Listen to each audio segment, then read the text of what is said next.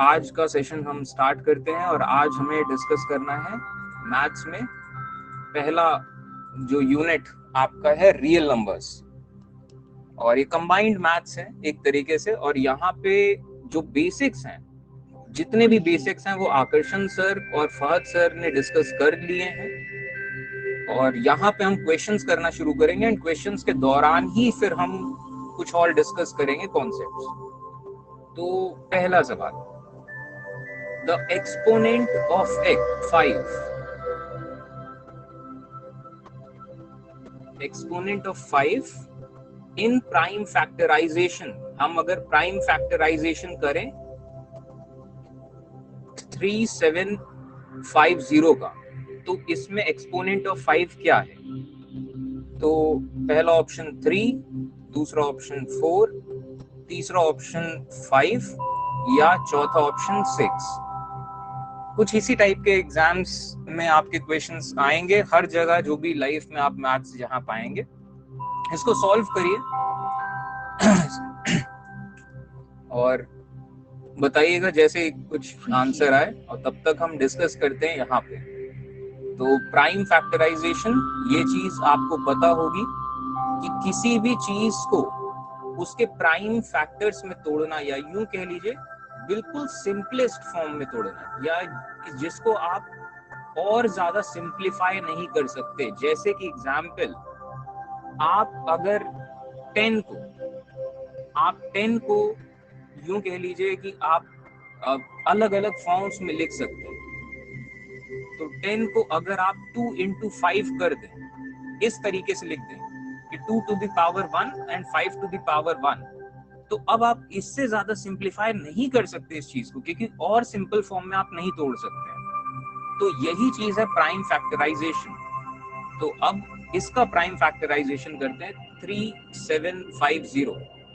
पहली बार में prime factorisation मैं करते हुए आपको दिखा देता हूँ, और इसी दौरान आपका रिवीजन होता चला जाएगा एंड दोबारा से फिर खैर इसकी जरूरत नहीं पड़ेगी। तो पहली बार 2 से डिवाइड करेंगे, तो 2 1 1 बचा 17, 2 8 16, 1 बचा 15, 2 7 14, 1 बचा 10, 2 5 अब इसके बाद 5 से डिवाइड करते हैं, तो 5 3 15, 37 हो गया, 5 7 35, 5 ये। इसके बाद फिर से 5 से डिवाइड करेंगे, 5 इसमें बताते रहिए आप, या फिर खैर चलिए मैं ही कर रहा हूँ। तो ये हो जाएगा 5 6 5 7 35, 5 ये। इसके बाद फिर से 5 से जाएगा, तो ये हो जाएगा 5 1 5 5। उसके बाद फिर से 5 से जाएगा 3 एंड ये 3, तो लास्ट में आ गया 1। ठीक, किसी का आंसर आया अभी तक? ये तो हम डिस्कस कर रहे हैं। आंसर 3, आंसर 3 नहीं है आंसर। आप हाँ एक चीज, जब भी करें तो क्वेश्चन नंबर 1 का ऑप्शन बताइए, 1 का ए या बी या सी, इस टाइप से। ठीक, तो अभी तक तो ये है प्राइम फैक्टराइजेशन। हमने अब इस चीज को लिख सकते हैं हम 2 into 3 into 5 into 5 into 5 into 5, और इस चीज को हम हटा देते हैं। तो इससे ज्यादा सिंपल हम नहीं कर सकते हैं। ये है प्राइम फैक्टराइजेशन। इससे ज्यादा सिंप्लीफाई आप नहीं कर सकते, इसको और ज्यादा किसी फॉर्म में नहीं तोड़ सकते हैं। तो आप इसको कैसे लिख सकते हैं? 2 to the power 1 into 3 to the power 1 into 5 to the power 4। तो ये है प्राइम फैक्टर्स, हमने प्राइम फैक्टर्स में से तोड़ा है। तो अब पूछा जा रहा है कि what is the exponent of 5? 5 का एक्सपोनेंट क्या है? तो एक्सपोनेंट का मतलब जो भी पावर 5 की है, तो 5 को हमने 4 बार मल्टीप्लाई किया है, तो इसका आंसर है बी। 5 का एक्सपोनेंट है 4। ठीक, क्लियर है ये चीज? प्राइम फैक्टराइजेशन का रिवीजन थोड़ा सा, एंड क्या होता है कैसे। ओके, क्लियर ये सवाल? दोबारा बताऊं अगर कहें तो? क्लियर है, क्लियर है। तो प्राइम फैक्टराइजेशन कभी भी आए तो इस तरीके से होगा, एंड एक्सपोनेंट का मतलब एंड ये सब चीजें याद रखिएगा। क्वेश्चन मैं दे दूंगा, एंड इसके बाद मैं सॉल्व करता रहूंगा यहाँ, और आप अपनी तरफ से सॉल्व करिएगा। जिसको नहीं आता वो मेरे सोल्यूशन में देखे, और जिसको आता है वो अपना एक्यूरेसी देखने के लिए खुद से सॉल्व करे और आंसर बताएं बीच में, कमेंट करके या जैसे भी कि सर डन, तो फिर डिस्कस करेंगे उसी हिसाब से। अगला सवाल, what is the greatest speed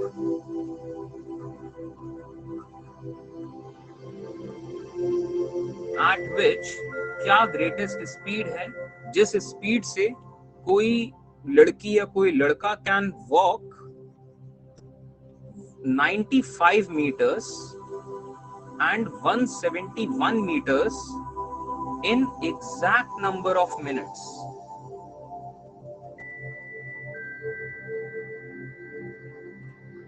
बताइए बताइए, बाकी इधर हम सॉल्व करेंगे।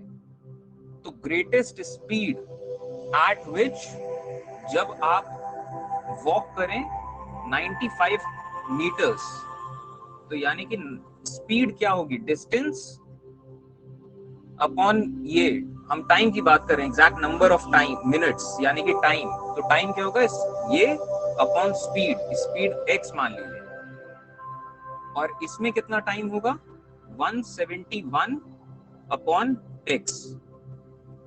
तो ये x कितना बड़ा हो, आंसर किसी का अभी तक सर मेरा 19 आया। 19 सही जवाब है। जिनका 19 आंसर आया सही है, बाकी डिस्कस करते हैं। तो ये है x स्पीड है, ये टाइम है, तो ये भी एग्जैक्ट नंबर ऑफ मिनट्स में आए। एग्जैक्ट नंबर ऑफ मिनट्स यानी कि 1 मिनट में आए, चाहे 2 मिनट में आए, चाहे 4 मिनट में आए, चाहे 6 मिनट में आए, लेकिन कंप्लीट आए, कि मतलब एक तरीके से ये होल नंबर हो। तो इस वजह से ये आपको क्या समझ में आ रहा है, x पूरी तरीके से डिवाइड करे 95 को और x पूरी तरीके से डिवाइड करे 171 को। तो x ऐसा नंबर जो 95 को भी डिवाइड करे, ऐसा नंबर जो 171 को भी डिवाइड करे, यानी कि x is a factor of 95 भी और 171 भी, पहली बात। एंड दूसरी बात, x बड़ा से बड़ा हो, ग्रेटेस्ट स्पीड पूछी गई है। तो यानी कि हमारा सवाल क्या है, हमारा सवाल है HCF निकालना है हमें 95 का एंड 171 का। तो 95 और 171 का HCF एक्चुअली, या फिर आप सवाल ये है, आपको ये सॉल्व करना है, और एक बार HCF निकल जाएगा तो फिर वही आपकी स्पीड होगी। तो HCF अब इसको निकालते हैं। अब HCF हम निकालते हैं प्राइम फैक्टराइजेशन से। तो 95 को हम कैसे लिख सकते हैं, 95 को लिख सकते हैं 19 into 5, इससे ज्यादा सिंपल अब और नहीं हो सकता है। 171 को हम लिख सकते हैं 19 into 8।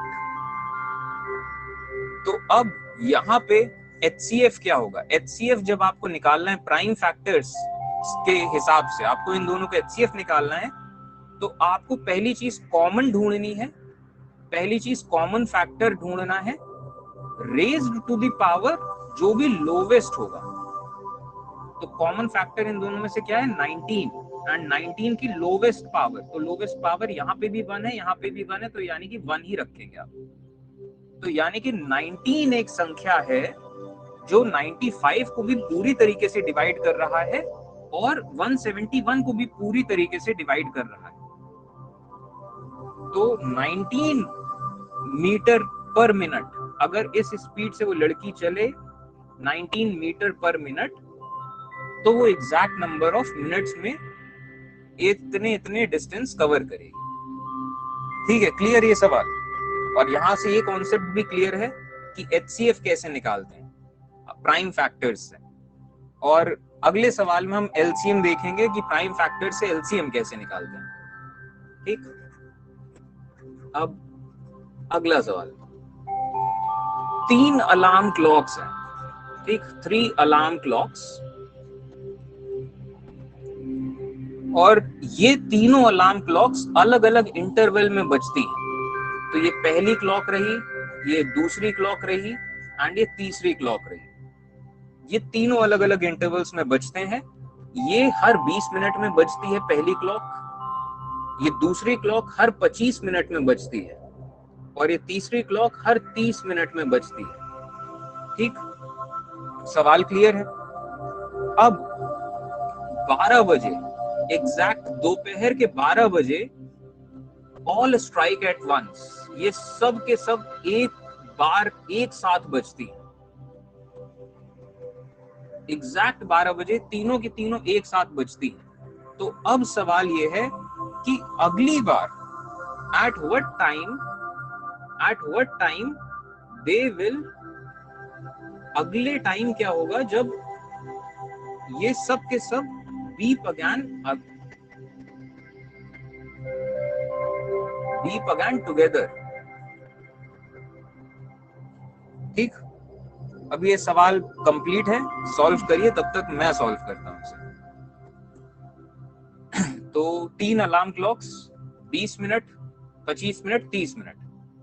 तो अब मान लीजिए, अब सवाल को इस तरीके से देखिए, ये 12:20 पे पहली अलार्म क्लॉक बजेगी, क्योंकि हर 20 मिनट में बजेगी। तो 12:20 पे पहली अलार्म क्लॉक बज जाएगी, लेकिन दूसरी नहीं बजेगी, तीसरी भी नहीं बजेगी। अच्छा, 12:25 पे, जैसे ही 12:25 होगा तो पहली वाली नहीं बजेगी, लेकिन दूसरी वाली बज जाएगी और तीसरी वाली नहीं बजेगी। 12:30 पे पहली वाली नहीं बजेगी, दूसरी वाली नहीं बजेगी, तीसरी वाली बज जाएगी। अब इसके बाद जैसे ही 12:40 होगा, 12:40 पे पहली वाली फिर से बज जाएगी, क्योंकि 20 मिनट इसका फिर से पूरा हो गया, लेकिन दूसरी वाली नहीं बजेगी और तीसरी वाली भी नहीं बजेगी। इसी तरीके से 12 बज के जैसे ही ये हो जाएगा 50 मिनट, पहली वाली नहीं बजेगी, दूसरी वाली यहाँ पे बज जाएगी, तीसरी वाली अभी भी नहीं बजेगी, और जैसे 1 बजेगा, 1 बजते ही ये पहली वाली हर 20 मिनट बज रही, तो पहली वाली बज जाएगी, दूसरी वाली नहीं बजेगी, तीसरी वाली भी बज जाएगी। आपको ये क्लियर हो रहा है कि किस तरीके से सीक्वेंस चल रहा है?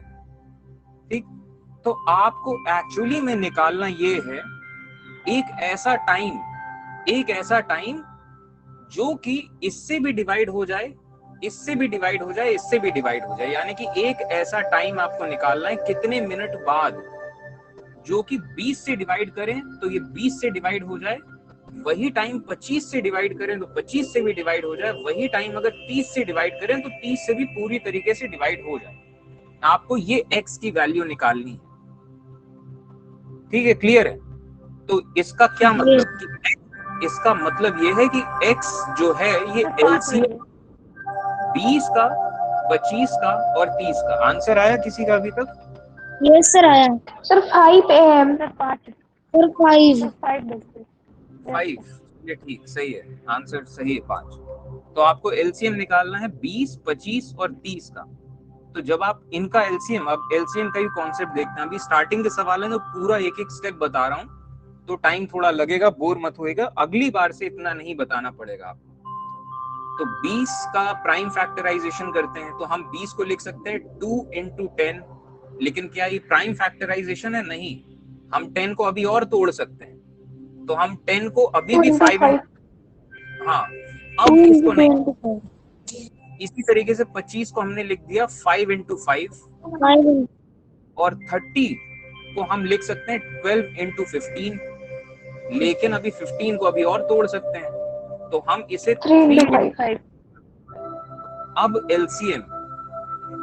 एलसीएम यहाँ पे, एलसीएम का मतलब प्राइम फैक्टर्स में सारे के सारे फैक्टर आपको जो भी कॉमन है वो सब कंप्लीट करने हैं। ठीक, तो एलसीएम यहाँ पे 2 बार आया है, यहाँ पे 2 नहीं आया, यहाँ पे 2 एक बार आया, तो आप 2 लेंगे और 2 बार लेंगे कि पूरा कंप्लीट आपको करना है सर। इसके बाद 3 एक बार आया है, तो 3 एक बार लिख दीजिए। अब आया 5 यहाँ एक बार आया है, यहाँ 2 बार, यहाँ 1 बार, तो हम 5 को 2 बार लेंगे, तो एलसीएम है 300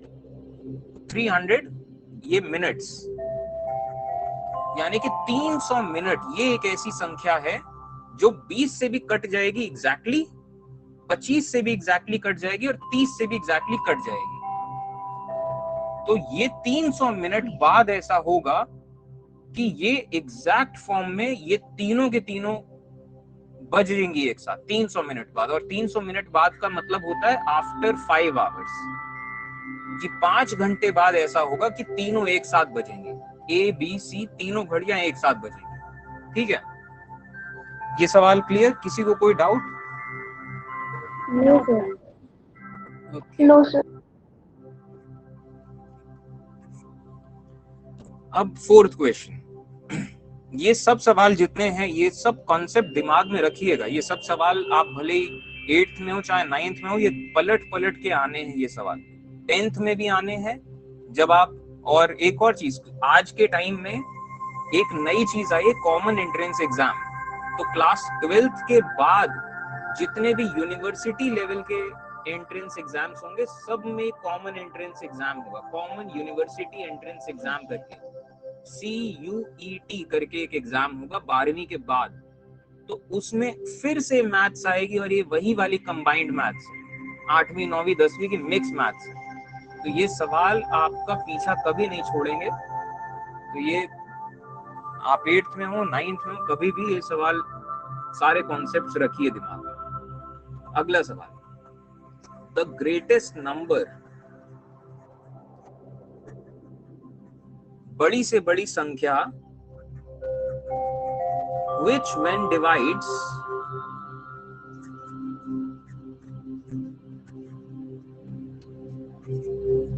twelve hundred 9,377 and 15628, बड़ी से बड़ी संख्या जो इन संख्याओं को जब डिवाइड करे तो रिमाइंडर जो बचे वो बचेगा 1, 2 and 3, ये कहा गया। तो यानी कि एक ऐसी संख्या जो 1251 को डिवाइड करे तो रिमाइंडर जो है ये 1 बचे, जब 9377 को डिवाइड करे यही संख्या तो रिमाइंडर यहाँ पे 2 बचे। तो सवाल पूरा कंप्लीट है, बताइएगा आंसर जब हो जाए।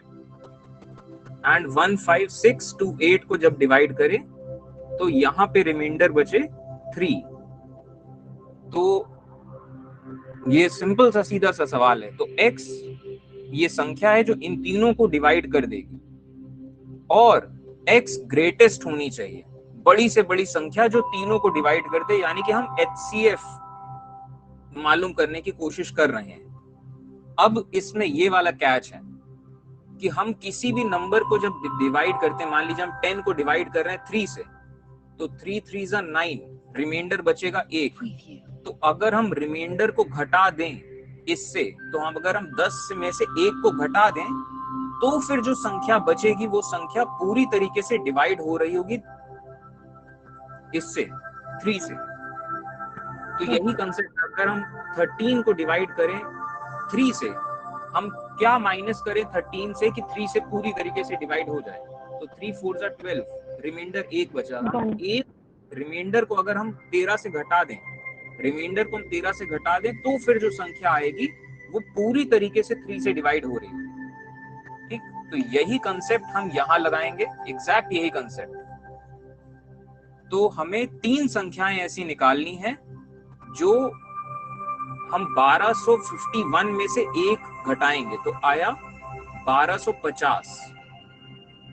यहां से 9377 से हम 2 घटाएंगे तो यहाँ पे आया इसका आंसर 9375 एंड 15628, इससे हम घटाएंगे 3 तो ये बचेगा 15625। तो अब हमारे पास ये 3 संख्याएं हैं। इन 3 संख्याओं, अब एक ऐसा नंबर जरूर है जो इन तीनों संख्याओं को सीधा सीधा डिवाइड कर देगा। तो यानी कि हम इन 3 संख्याओं का हमें HCF निकालना है और यही आंसर है। ये जो HCF है ये इन तीनों संख्याओं को पूरी तरीके से डिवाइड कर देगा, और जब इन तीनों संख्याओं को पूरी तरीके से डिवाइड कर रहा है तो यानी कि जब इन संख्याओं को डिवाइड किया जाएगा तो रिमाइंडर इतना इतना बच जाएगा। ठीक है, सिंपल। अब इन तीनों का HCF आप निकाल लेंगे। HCF कैसे निकालना है ये चीज हमें पता है। तो इन तीनों का HCF आप सॉल्व करेंगे तो आएगा 625। तो अब इस 625 का क्या मतलब, इस 625 जो संख्या है ये इसको भी पूरे तरह डिवाइड कर रही है, इसको भी पूरी तरीके से, इसको भी पूरी तरीके से।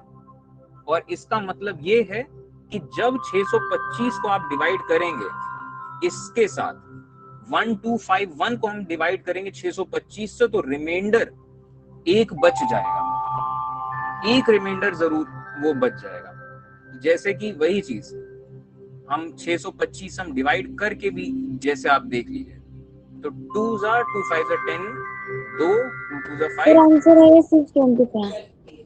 हाँ, तो ये 625 इसको पूरी तरीके से डिवाइड कर रहा है, तो हमने ये संख्या निकाली और इस संख्या से हमने HCF निकाला और इस यहां से रिमाइंडर बचेगा। ठीक, तो क्लियर है कंसेप्ट? ऐसे टाइप के सवाल आए तो ये वाला सवाल अब आपको, आप इस टाइप का जितने क्वेश्चन आएंगे आप सॉल्व कर सकते हैं। यहाँ पे रिमाइंडर, यहाँ पे डिजिट बदल देगा, लेकिन कंसेप्ट एंड क्वेश्चन यही रहेगा। ठीक,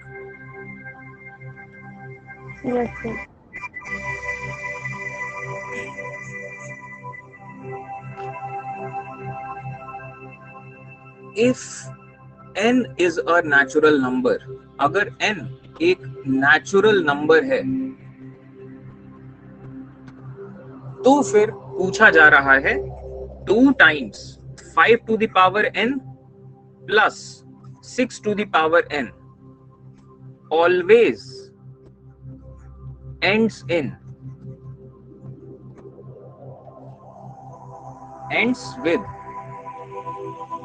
अगर n एक नेचुरल नंबर है तो ये जो संख्या बनेगी 5 to the power n plus 6 to the power n, इसका ट्वाइस, इस संख्या का लास्ट डिजिट, इसका एंड्स विद का मतलब ये है कि लास्ट डिजिट क्या होगा। तो इसके ऑप्शंस, लास्ट डिजिट 1 होगा कि लास्ट डिजिट 4 होगा या लास्ट डिजिट 3 होगा या तो फिर लास्ट डिजिट 2 होगा। ठीक,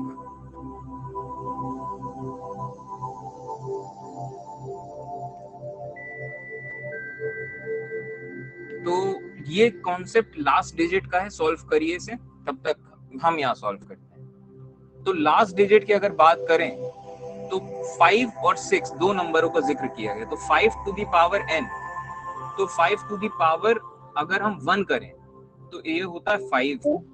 सर 1 आ रहा है। हाँ सर आंसर 1 आ रहा है, ए। आंसर 1, आंसर 1 नहीं है, आंसर है डी जो कि है 2। अब कैसे ये देखिए, 5 to the power 1 5 होता है, 5 to the power 2 होता है 25, 5 to the power 3 यानी कि 25 into 5 करें तो यानी कि 125, 125, 5 to the power 4 यानी कि इसका भी यानी कि कितना होगा 625। अच्छा 5 to the power 5 क्या होगा, इसका भी into 5, तो यानी कि 5 5 are 25, लास्ट में 5 सही है, 3125। ठीक, 5 to the power 6 क्या होगा, इसका भी into 5, तो 5 5 are 25, 2। ठीक, तो ये आपको क्लियर हो रहा है ये चीज।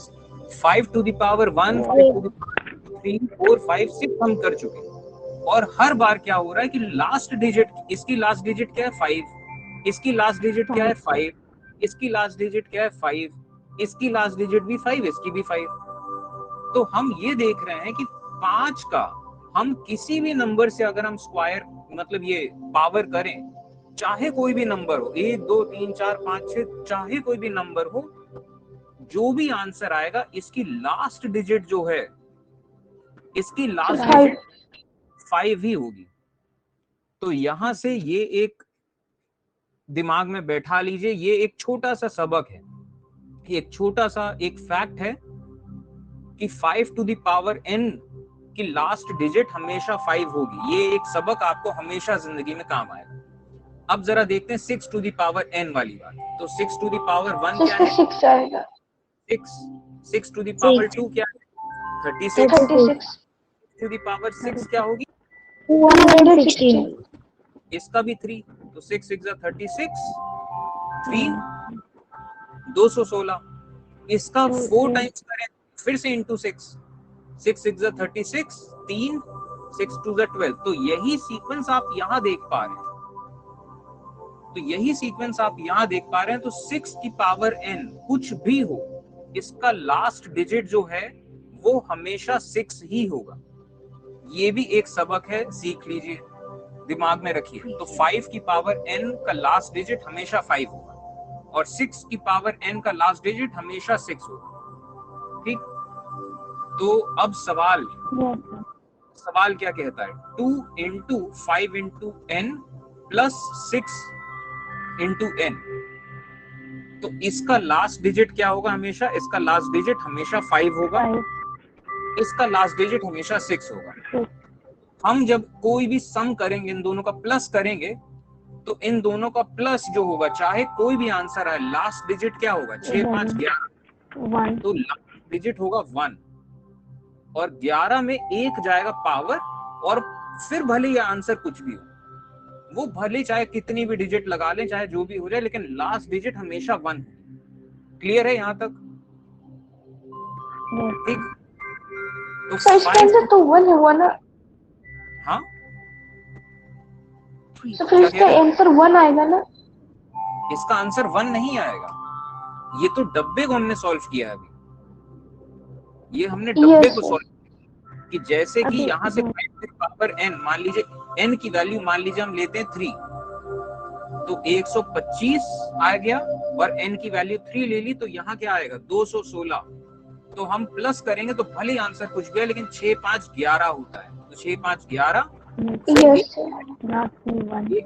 2 2 4 एंड 2 1 3, लेकिन लास्ट डिजिट हमेशा 1 रहेगी। लेकिन ये डब्बे के अंदर की लास्ट डिजिट 1 रहेगी, डब्बे के बाहर 2 भी बैठा हुआ।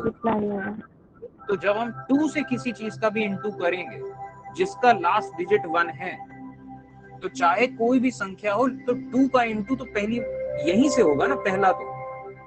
तो जो भी चीज बनेगी, हो जाएगा।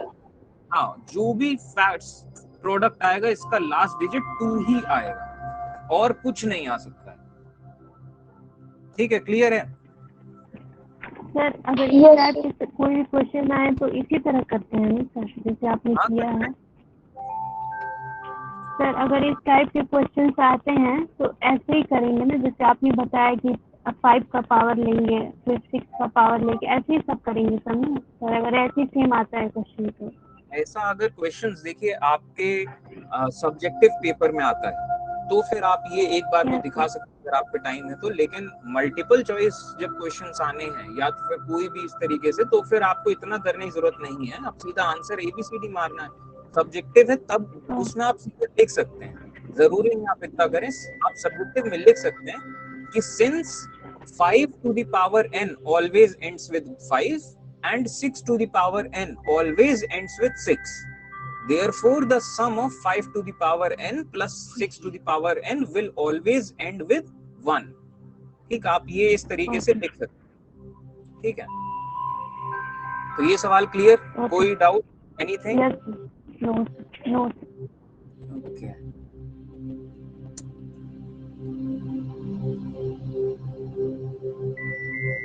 अब अगला सवाल देखते हैं। हो गया क्लास में, और तो कोई नहीं आ रहा।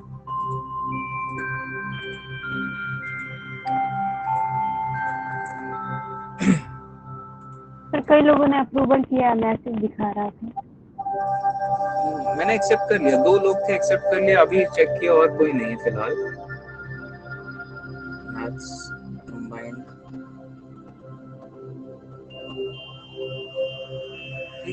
और अगली बार से कभी मैथ्स कंबाइंड कभी लिखूं मैसेज में तो समझ जाएगा कि यहाँ वाले जो कंबाइंड क्लास में कि मैथ्स कंबाइंड आपका है, आपने है। तो ये कॉन्सेप्ट, अब इसके बाद एक नया कॉन्सेप्ट आएगा इस सवाल के साथ। LCM ऑफ 2 नंबर्स, 2 नंबर है उन दो नंबर्स का एलसीएम है 2400 और अब कहा गया है कि which of the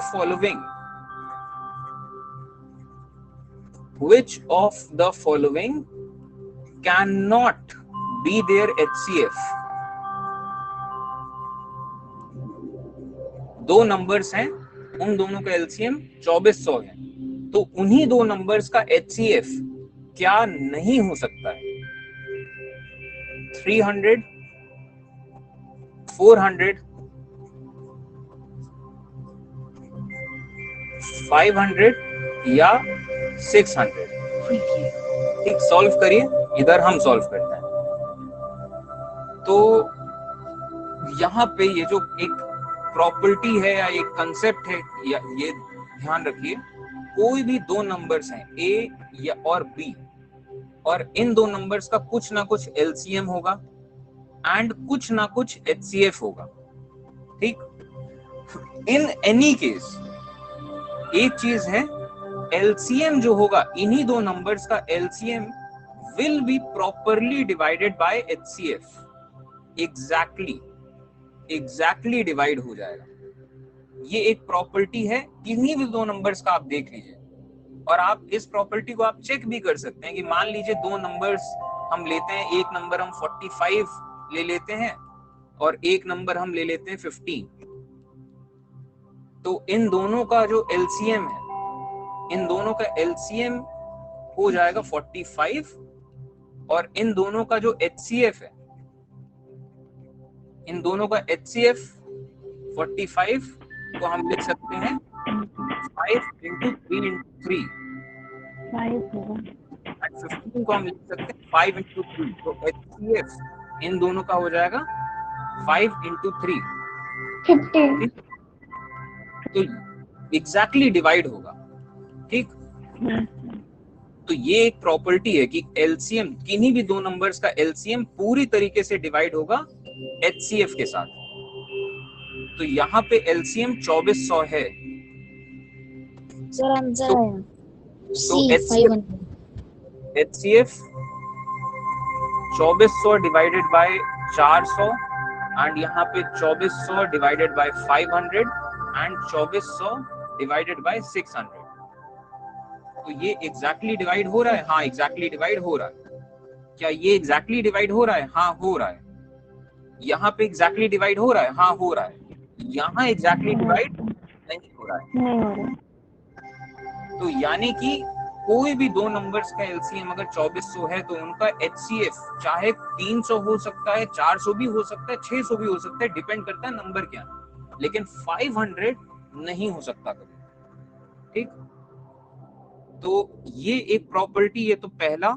and LCM HCF को हम सॉल्व करें तो यहाँ पे एक और प्रॉपर्टी आप याद रखिएगा, कोई भी दो नंबर है और इनका कुछ ना कुछ एलसीएम है, कुछ ना कुछ एचसीएफ है, तो इन दोनों नंबर्स का अगर हम प्रोडक्ट करें a इंटू बी, तो ये प्रोडक्ट होगा एलसीएम इंटू एचसीएफ।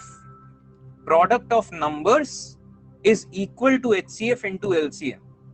ठीक, ये भी एक वो है, कह लीजिए एक प्रॉपर्टी है। तो इन दोनों प्रॉपर्टीज पे सवाल बनेंगे। ठीक है, क्लियर?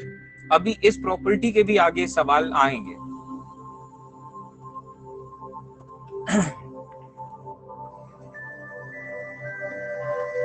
ये 7, sum of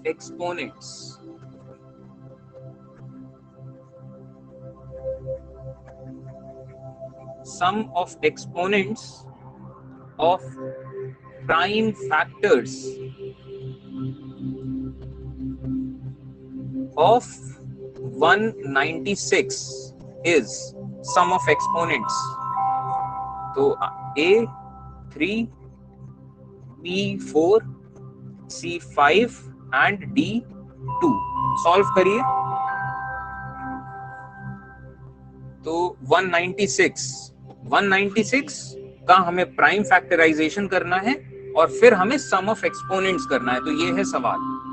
तो 196 इसका हम प्राइम फैक्टराइजेशन करते हैं, तो 2 9s are 1 2 8 जा 16, फिर से 2 से जाएगा तो 2 4 जा 2 9 जा, अब 2 से नहीं जाएगा, अब जाएगा 7 into 7, लास्ट में आ गया 1, अब और सिंपल नहीं होगा, तो यानी कि 196 को सर हम ऑप्शन लिख बी। आंसर आए, आंसर बताइए सीधे ए बी सी कुछ भी। Sir C. Sir B. Answer सही जवाब है बी। ठीक, यस। तो ये रहा प्राइम फैक्टराइजेशन, तो 196 का प्राइम फैक्टराइजेशन। तो अब सम ऑफ एक्सपोनेंट्स, इसका क्या मतलब, यहाँ पे 2 का एक्सपोनेंट क्या है, exponent of 2 plus exponent of 7, ये पूछा जा रहा है हमसे। Sir 4x। Some of exponents यानी कि इसका 2 का एक्सपोनेंट क्या है 2, 7 का एक्सपोनेंट क्या है 2 यानी कि 4। ऐसा ही सवाल पहला सवाल कहा गया था, पहला सवाल प्राइम फैक्टराइजेशन में क्या था, what is the exponent of 5, तो एक्सपोनेंट ऑफ 5 4 था। इसी सवाल में अब यहीं पे अगर हम पूछ लें, इसी सवाल में सम ऑफ एक्सपोनेंट्स, यहाँ पे सम ऑफ एक्सपोनेंट्स कितना होगा, सर 6। 6 सर। होगा 4 + 1 + 1, तो यानी कि सम ऑफ एक्सपोनेंट्स 6 होगा, 1 + 1 + 4 यानी कि 6। 4। तो प्राइम फैक्टराइजेशन में एक्सपोनेंट, सम ऑफ एक्सपोनेंट्स भी एक सवाल बनता है, ये इसको दिमाग में रखिएगा। और बाकी सब सवाल तो इसी तरीके से हैं। अब अगला सवाल,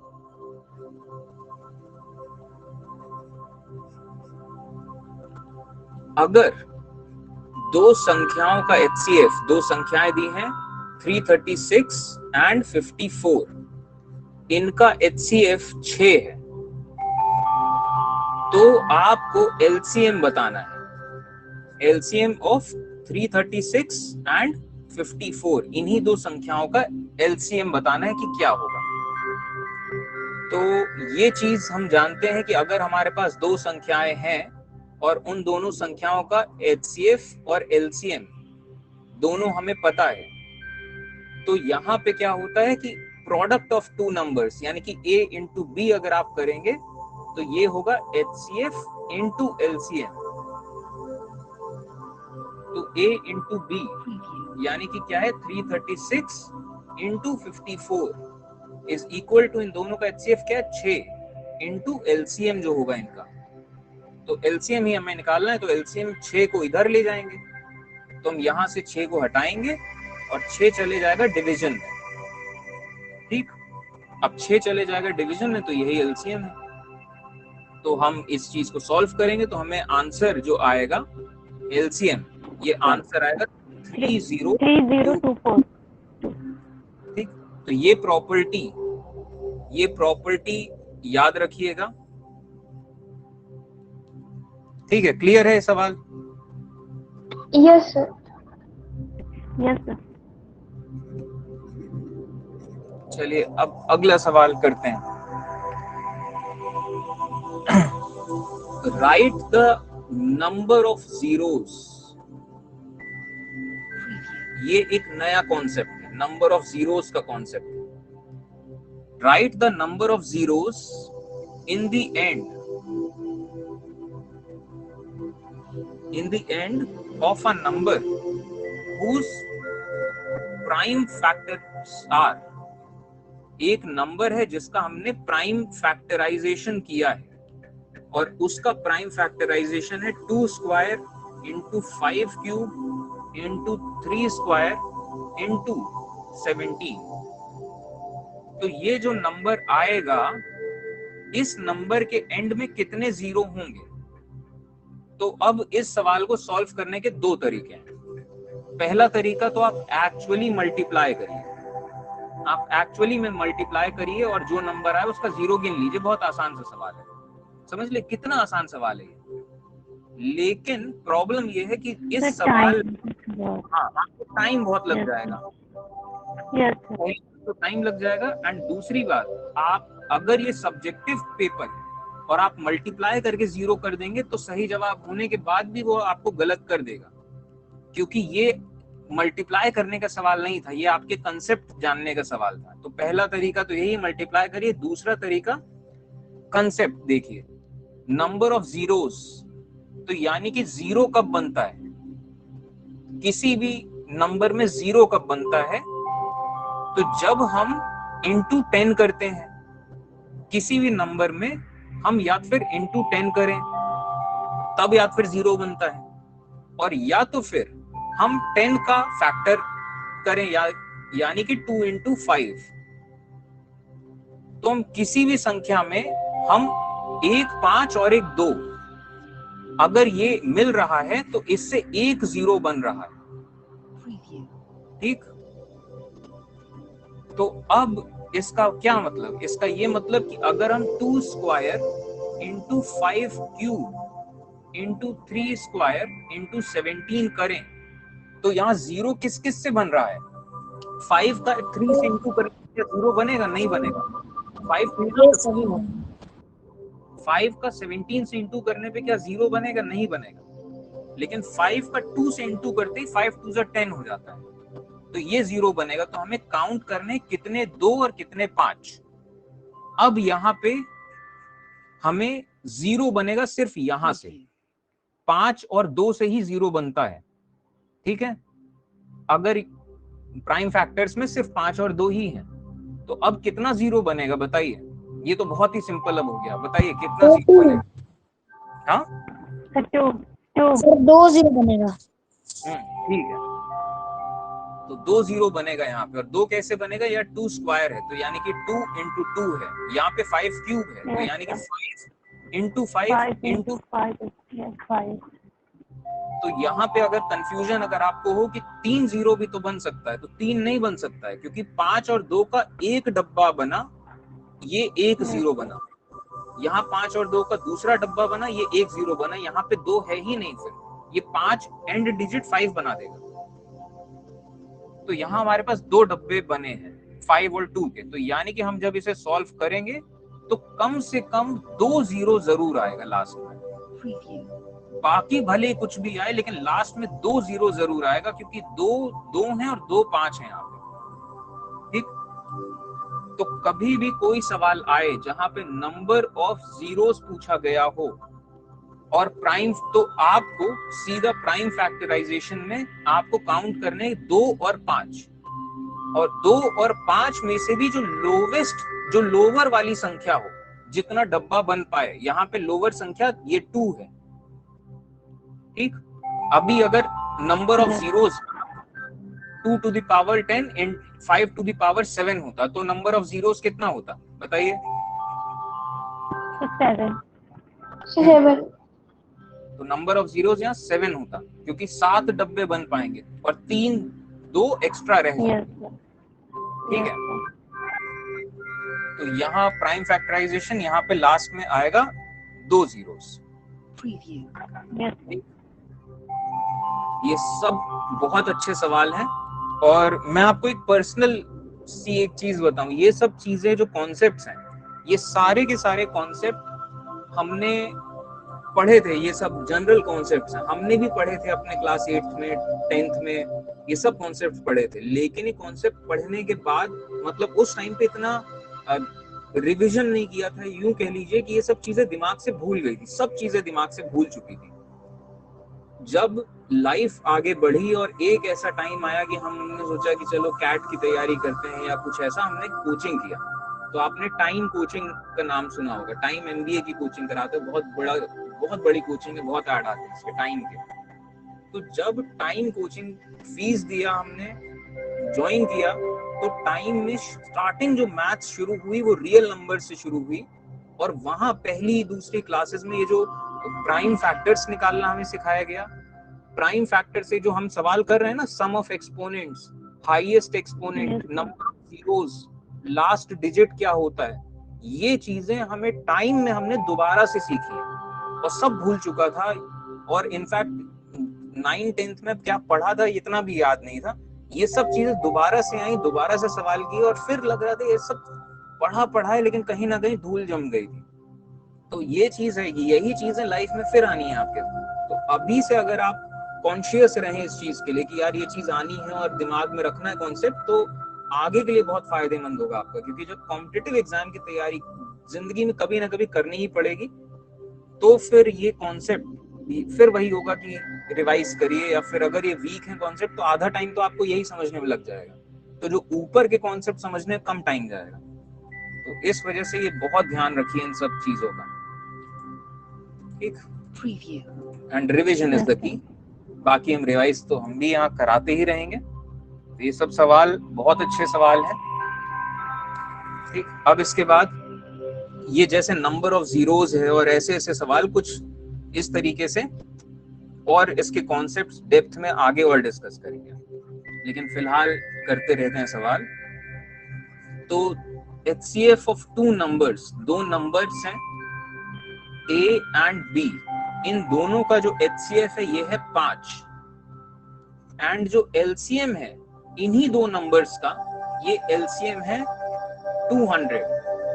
तो आपसे पूछा गया है कि फाइंड A B, सॉल्व करिए ऑप्शंस। सर आंसर आया। हाँ बताइए। 1000। 1000। Yes, sir. 1000। Yes sir. चलिए सही जवाब। तो ये चीज हम जानते हैं, product of two numbers is equal to HCF into LCM। Yes, sir. तो प्रोडक्ट ऑफ नंबर से पूछा गया है, तो HCF हो जाएगा 5 और ये हो जाएगा 200, तो यानी कि प्रोडक्ट ऑफ टू नंबर्स 1000, ठीक। Yes, sir.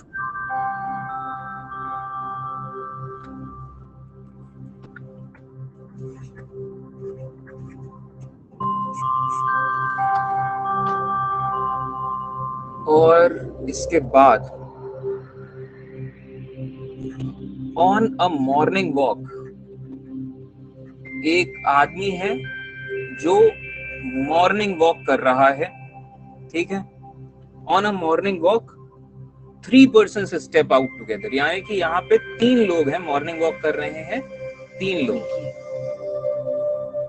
और सवाल अब ये है कि देयर स्टेप्स मेजर, इन तीनों का जो कदम है, पहले आदमी का कदम 30 सेंटीमीटर का है, इसको अलग लिखते हैं। पहले आदमी का कदम 30 सेंटीमीटर का है, दूसरे आदमी का कदम 36 सेंटीमीटर का है, और तीसरे आदमी का कदम 40 सेंटीमीटर का है।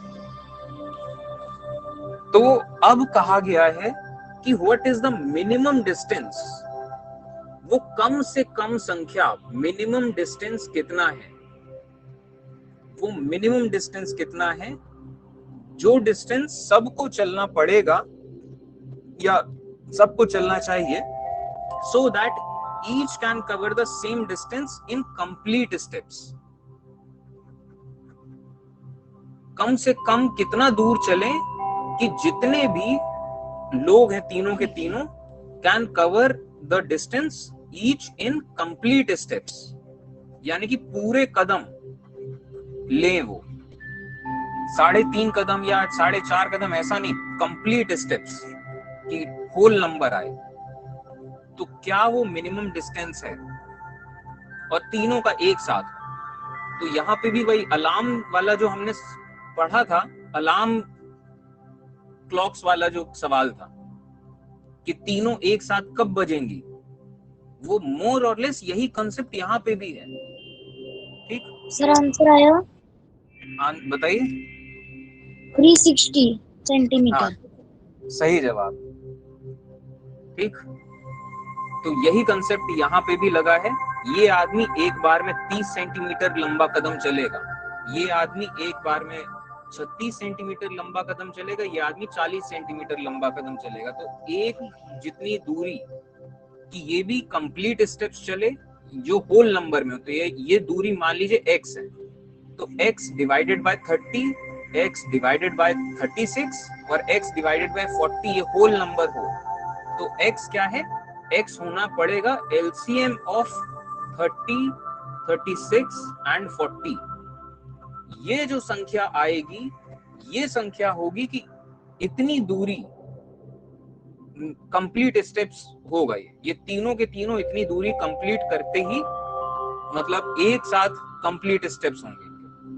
तो जब हम इन तीनों का एलसीएम लेंगे 30, 36 और 40 का, तो एलसीएम आएगा 360 सेंटीमीटर। तो यानी कि 360 सेंटीमीटर अगर ये लोग चलें तो 360 सेंटीमीटर वो कम से कम संख्या है, मिनिमम डिस्टेंस है, कम से कम संख्या है जहां पे हर आदमी ने बराबर स्टेप्स लिए होंगे। तो इसने कितने स्टेप लिए होंगे? इसने लिए होंगे 360 डिवाइडेड बाय, यानी कि करीब इसने 12 कदम लिए होंगे, इसने 10 कदम लिए होंगे और इसने टोटल लिए होंगे 9 कदम। तो कंप्लीट होल स्टेप 12 कदम, 10 कदम, 9 कदम।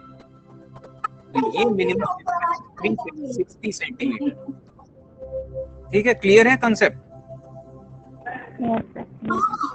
वही यस सर। तो याद रखिएगा, ये अलार्म क्लॉक वाला सवाल याद रखिएगा। अलार्म क्लॉक का कॉन्सेप्ट, ये इक्वल डिस्टेंस वाला कॉन्सेप्ट, और ऐसा ही सवाल, यही कॉन्सेप्ट हम तब भी लगाएंगे। एक और टाइप ऑफ सवाल बनते हैं जहां पे होता है एक सर्कुलर कोर्स है, एक सर्कुलर रेसिंग ट्रैक है, एक आदमी इतने डिस्टेंस में, ये मतलब इतना टाइम में कवर कम एक पूरा चक्कर लगाता है, दूसरा आदमी इतने टाइम में पूरा चक्कर लगाता है। तो आपसे कहा जाएगा कि इन दोनों ने एक साथ शुरू किया, तो वो कब टाइम आएगा कि ये दोनों एक साथ फिनिशिंग लाइन पे आएंगे। एक बंदा 30 मिनट में पूरा चक्कर लगाता है एक ग्राउंड का, दूसरा बंदा जो है 40 मिनट में चक्कर लगाता है ग्राउंड का। तो ये दोनों चल रहे हैं एक साथ, तो कब ऐसा होगा कि स्टार्टिंग पॉइंट पे दोनों एक साथ आएंगे। तो यहाँ पे भी यही कंसेप्ट लगेगा, आपको इन दोनों का एलसीएम लेना पड़ेगा। तो यानी कि इन दोनों का एलसीएम आएगा 120 मीटर। तो इस या 120 मिनट की, वो डिपेंड करेगा सवाल किस सेंस से पूछ रहे, लेकिन आप कॉन्सेप्ट समझिएगा। तो यहाँ पे भी यही एलसीएम वाला ही कॉन्सेप्ट आएगा। ठीक, तो ये कॉन्सेप्ट्स रखिए दिमाग में, टाइप ऑफ क्वेश्चंस क्या क्या बनते हैं।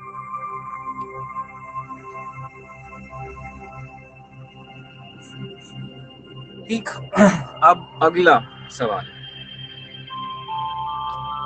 एलसीएम, एचसीएफ ये सब निकालना आपको आता होगा आए, और बार बार इनको कराने की जरूरत नहीं है, आई होप। और अब आगे कुछ और सवाल देखते हैं।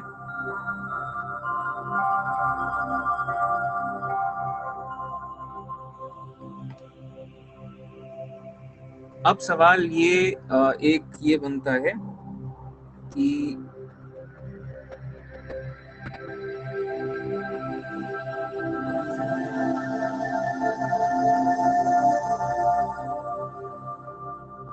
क्या दो नंबर ऐसे हो सकते हैं कि दोनों का एचसीएफ 18 हो और एलसीएम 380 हो?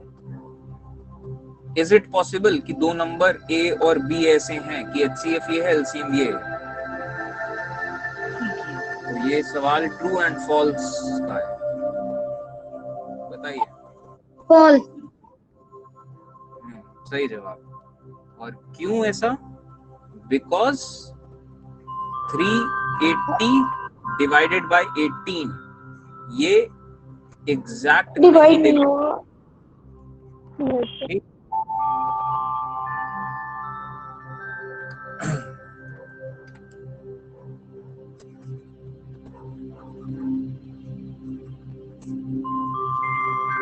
एक आर्मी कंटिंजेंट है, यानी कि एक सेना की टुकड़ी है जिसमें 616 मेंबर्स हैं, 616 सैनिक हैं, और इस टुकड़ी को ये इन मतलब एक दूसरी टुकड़ी के पीछे रहना, ये पहला ग्रुप है, ये फर्स्ट ग्रुप है, इसको दूसरी टुकड़ी के पीछे रहना है।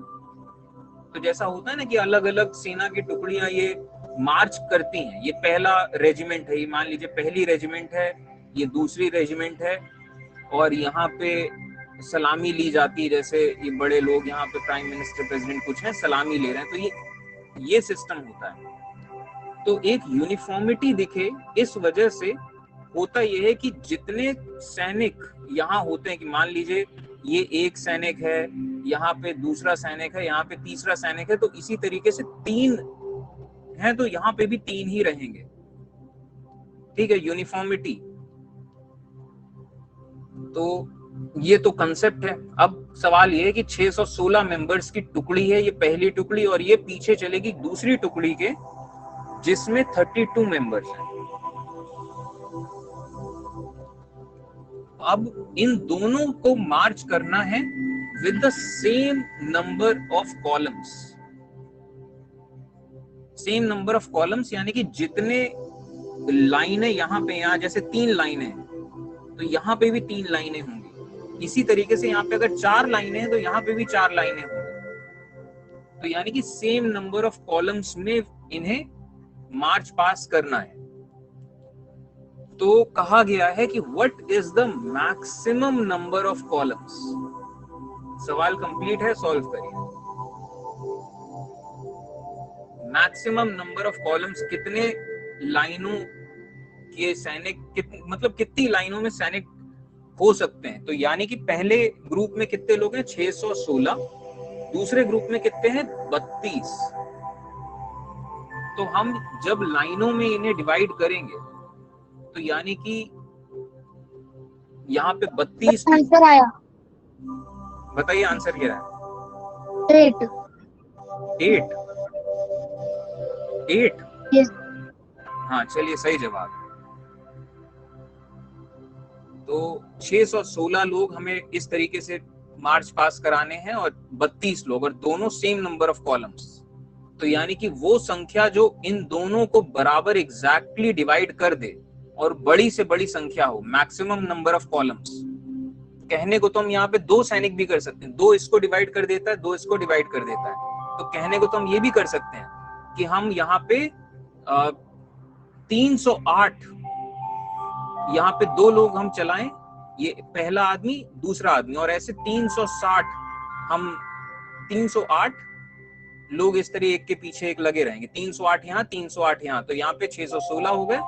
और यहाँ पे भी हम कर सकते हैं कि 2 लोग चलेंगे, 2 लोग चलेंगे, और यहाँ पे 2 लोग कुल करके 16 इस तरह डब्बे बनेंगे।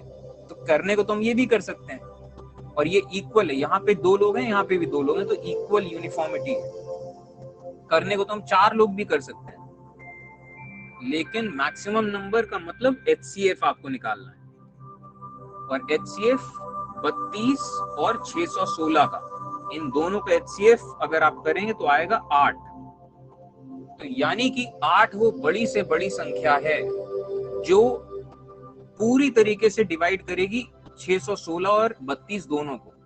तो यानी कि हम यहाँ क्या कर रहे हैं, हम यहाँ पे 8 लोगों का ऐसा बना रहे हैं। 8 लोग ऐसे, 8 लोग यहाँ, तो 8 लोग यहाँ होंगे, तो डिवाइड करिए तो कितना होगा, तो 8 लोगों के डब्बे बनेंगे, 8 इंटू समथिंग जो भी। और यहाँ पे क्या होगा, 8 लोग जब हम ऐसे करेंगे तो यहाँ पे 4 लाइंस बनेंगी, तो 8 इंटू 4। तो यहाँ पे ये 4 कॉलम्स में 8 लोग 4 रोज में जाएंगे, और ये 8 इंटू ये इस तरीके से। ठीक है, समझ में आ रहा है visualization. Yes sir. Maximum number of columns 8, कि हम 8 सैनिकों को एक लाइन में लगा के ये कंप्लीटली एक स्क्वायर बनेगा, कंप्लीट डिवाइड हो रहा है। ऐसा नहीं कि एक सैनिक एक्स्ट्रा बचेगा और वो अकेले चल रहा है, इसकी लाइन नहीं है, वो देखने में ये फिट नहीं होता। एक स्क्वायर पूरा कंप्लीट बनना चाहिए। तो यानी कि HCF निकालना है। तो जब भी ऐसा परेड वाले सवाल आए तो यानी कि HCF आपको निकालना। और खैर जरूरी नहीं, इस तरीके से याद मत करिएगा कि परेड वाले सवाल में HCF, कंसेप्ट समझिएगा। अब इसके बाद नेक्स्ट क्वेश्चन,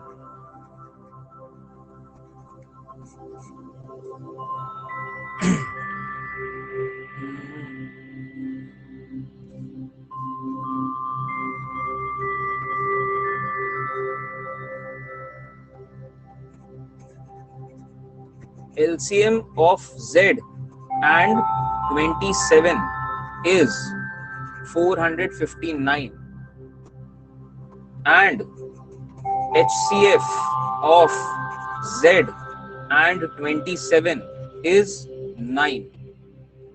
तो बताइए Z क्या है? A 150, B 153, C 459 and D 135.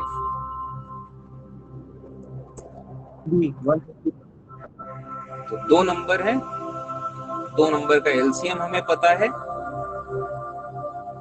Z और 27, एलसीएम है 459 एंड HCF है 9, तो यानी कि 459 इंटू 9 हम करेंगे तो ये बराबर होगा Z इंटू 27 के। तो Z हमें सॉल्व करना है, तो Z की वैल्यू हो जाएगी 459 इंटू 9 डिवाइडेड बाय 27, और आप इसे सॉल्व करेंगे तो आंसर आएगा 153।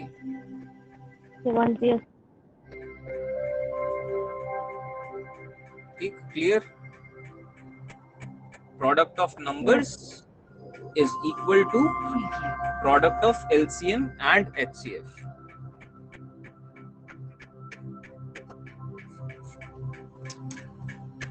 अच्छा, अब जरा देखते हैं अगला सवाल।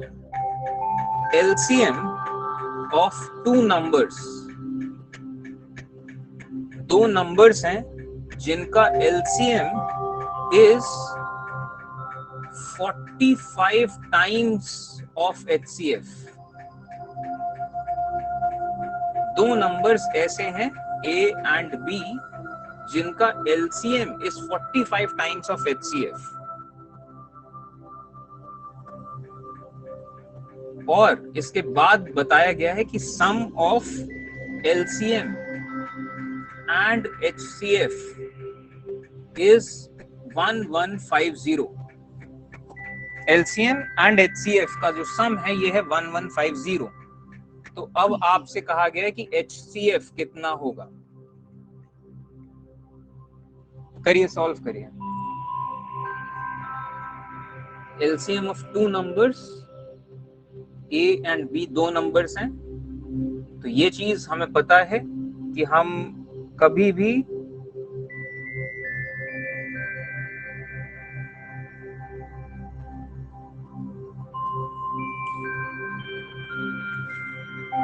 आंसर आया किसी का?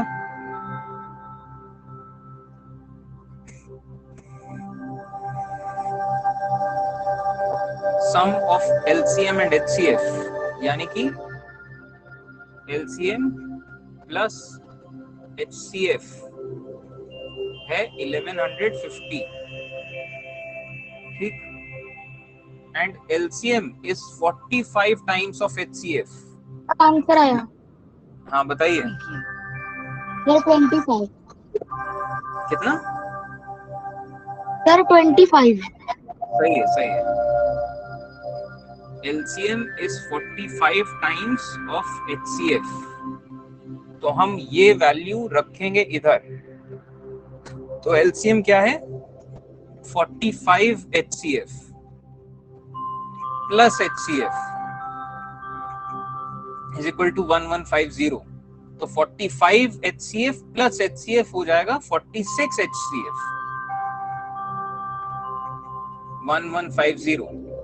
तो यानी कि HCF आप सॉल्व करेंगे तो आएगा 1150 डिवाइडेड बाय 46, और इसका आंसर होगा 25। तो हमें एक गिवन ये दे दिया और एक गिवन ये दे दिया, तो दो गिवन दे दिए, तो हमें एक से यहाँ पे इसकी वैल्यू इसमें रख दी। ठीक है, क्लियर है सवाल ये कैसे हुआ? Yes sir.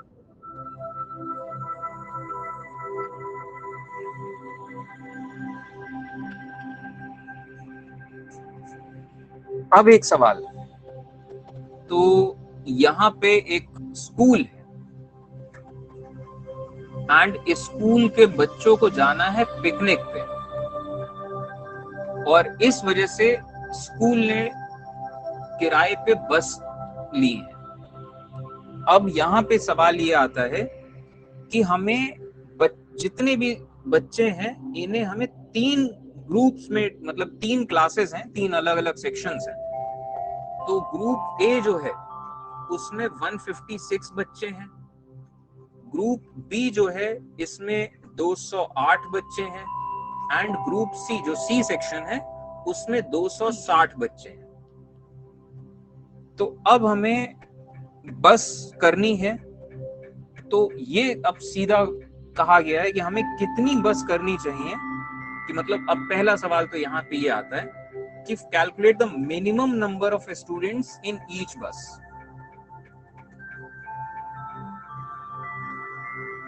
कम से कम कितने स्टूडेंट्स होंगे इन ईच बस।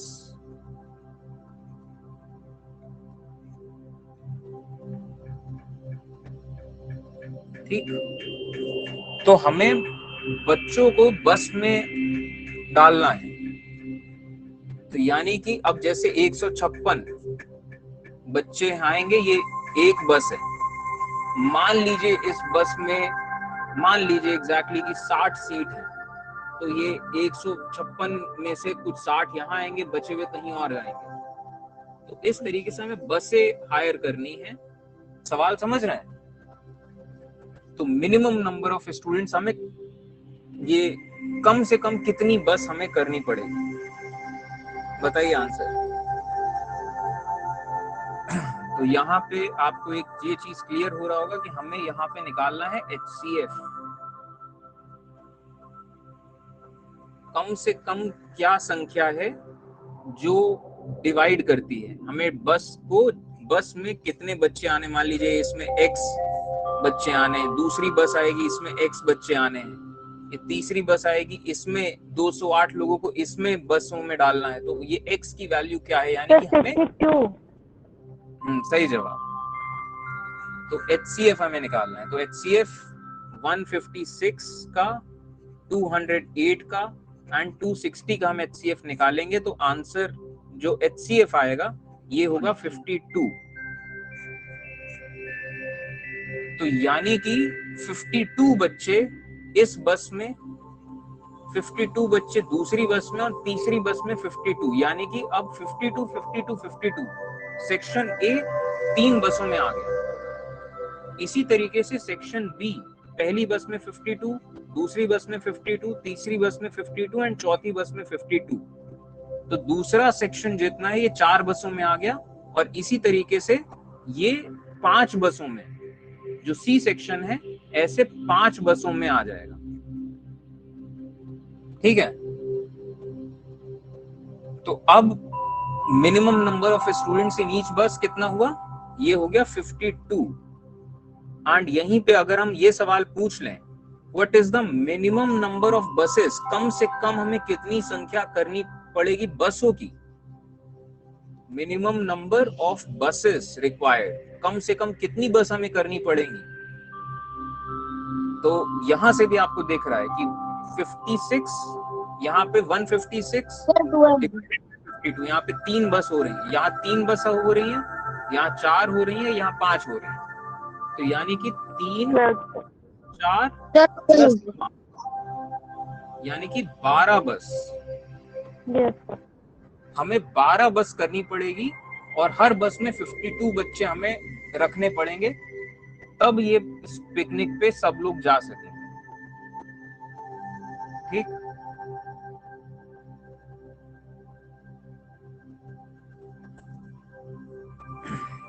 तो ये कॉन्सेप्ट क्लियर है इस सवाल का? Yes sir. Yes sir.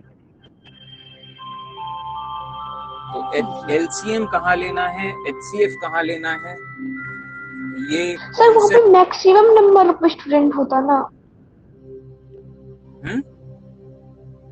तो यहाँ पे मैक्सिमम नंबर ऑफ स्टूडेंट होता है, क्योंकि 52 से ज्यादा नहीं आ सकते। हाँ,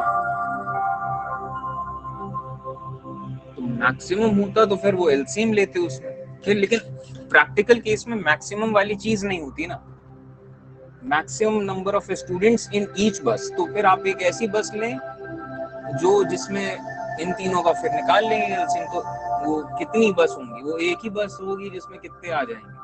ठीक है, वो लेकिन प्रैक्टिकल नहीं है, तो इस वजह से इसको मिनिमम सवाल में मिनिमम पूछा जाता है, क्योंकि मैक्सिमम कर देंगे तो प्रैक्टिकलिटी में इम्प्रैक्टिकल हो जाएगा।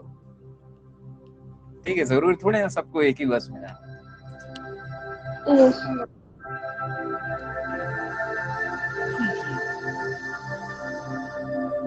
तो अब सवाल ये है कि एक मतलब जैसा पानी की बड़ी सी टंकी है, ठीक है, तो दो टंकियां हैं, पानी की बड़ी बड़ी दो टंकियां हैं।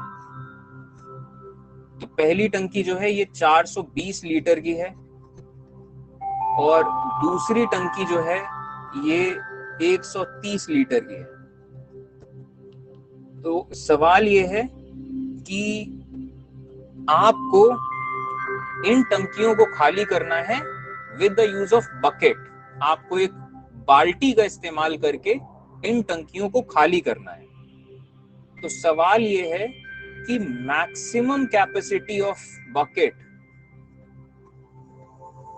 इस बाल्टी में कितना मैक्सिमम कैपेसिटी कितनी हो कि at the end there is no water left in tank,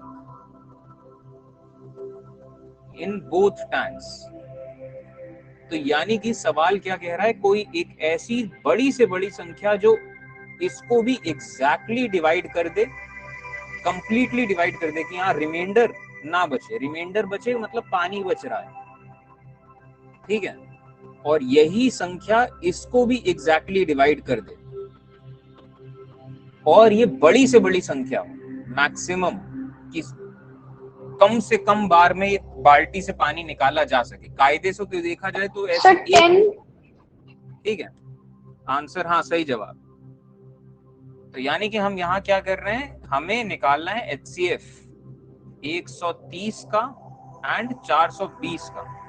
and जब आप इन दोनों का HCF निकालेंगे तो जो HCF आएगा ये होगा 10 लीटर। यानी कि 10 लीटर की अगर आप बाल्टी लें तो वो बाल्टी एग्जैक्ट नंबर, इसमें भी पानी नहीं बचेगा, इसमें भी पानी नहीं बचेगा। अच्छा, अगर आपसे पूछा जाए कितनी बार पानी निकालना पड़ेगा तो ये सवाल बदल जाएगा। तो यहाँ पे हड़बड़ी में आप सीधा 10, अभी तो यहाँ आपने HCF निकाला, 10 आंसर मार दिया। लेकिन अगर यहाँ से पूछा जाता how many buckets of water minimum times, minimum number of times, अगर यहाँ पे सवाल होता कि find the minimum number of times, कि आपको कि कंप्लीटली एम्प्टी कर देना है दोनों टैंक्स को, तो आप मिनिमम नंबर ऑफ टाइम्स जब आप करेंगे तो आप सीधा ये HCF मारा, 10 ऑप्शन था, 10 ऑप्शन में देखा मार दिए, गलत हो गया। ठीक, तो मिनिमम नंबर ऑफ टाइम्स पूछा जाएगा तो आपको फिर वैसे ही निकालना पड़ेगा जैसा आपने पिछले सवालों में किया है, नंबर ऑफ बसेस वाले। तो ये कितनी बार में जाएगा, ये 42 टाइम्स में पहला डब्बा खाली हुआ, पहली टंकी, और दूसरी टंकी खाली हुई 13 बार में। तो यानी कि 55 टाइम्स, आपको 55 बार आपको ये खाली करना पड़ेगा। 55 बार में पूरी तरीके से दोनों टंकियां खाली हो जाएंगी, और ये मिनिमम टाइम्स। और मिनिमम टाइम्स कब आएगा, जब बाल्टी बड़ी से बड़ी होगी। ठीक है, कहने को तो आप बाल्टी 5 लीटर की भी ले सकते हैं, 5 लीटर की बाल्टी आप इस्तेमाल करें तब भी 420 एग्जैक्टली चला जाएगा, पूरी बाल्टी भरेगी पानी, ठीक है, लेकिन वो HCF नहीं होगा, मिनिमम नंबर ऑफ टाइम्स नहीं होगा। ठीक, तो कहाँ पे LCM लेना है, कहाँ पे HCF लेना है, इस चीज का ध्यान रखना है।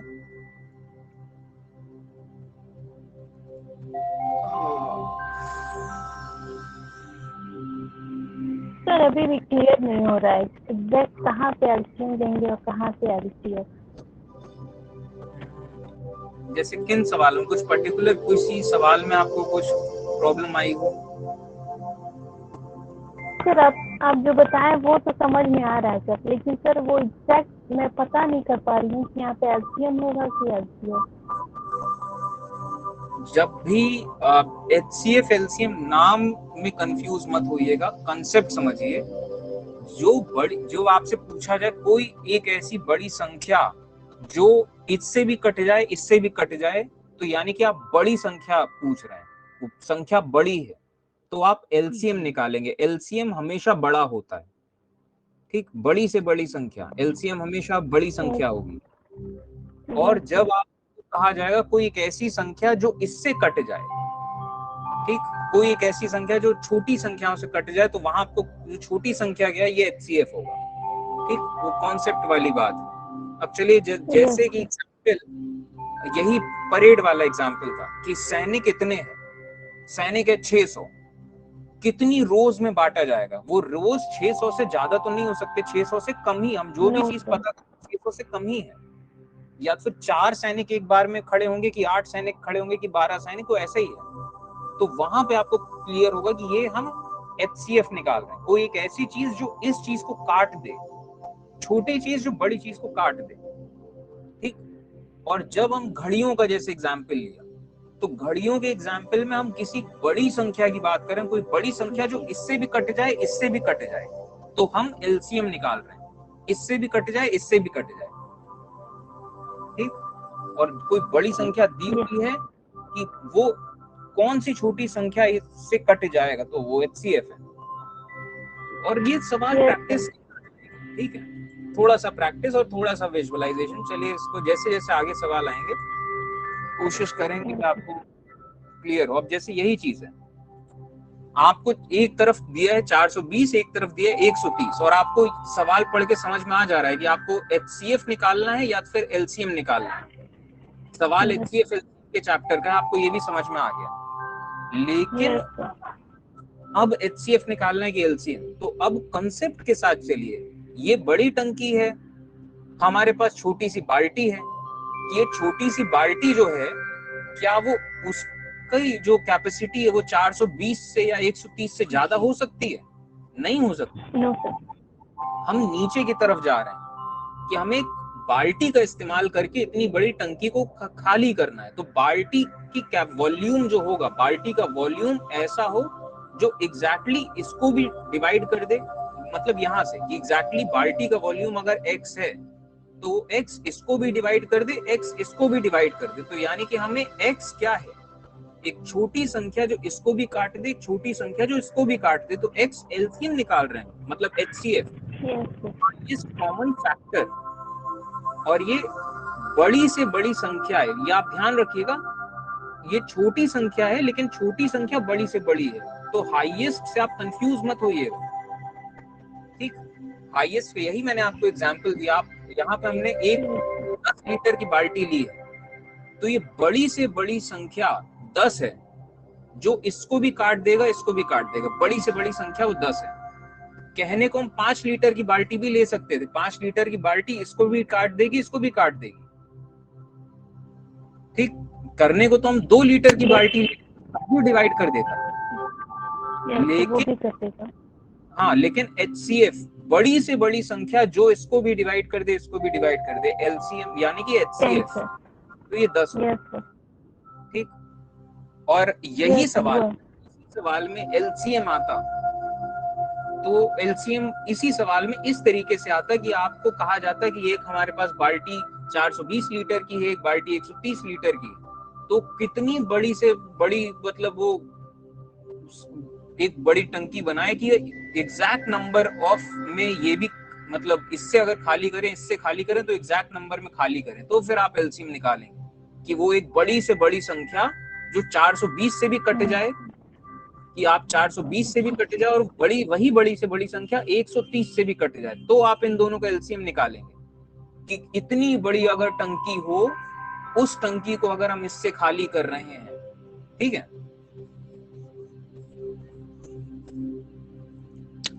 चलिए आगे जैसे सवाल आएंगे और क्लियर होगा। अभी तो HCF के बहुत टाइप ऑफ क्वेश्चंस हैं, अभी बहुत सारे सवाल हैं।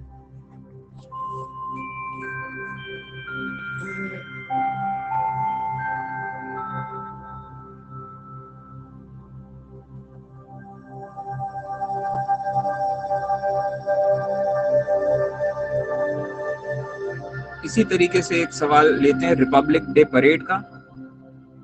रिपब्लिक डे परेड में परेड इस तरफ जा रही है, तो पहले बैंड जो म्यूजिकल इंस्ट्रूमेंट बजाता है, एक बैंड जा रहा है, और बैंड के पीछे आर्मी के वो है रेजिमेंट, सैनिक।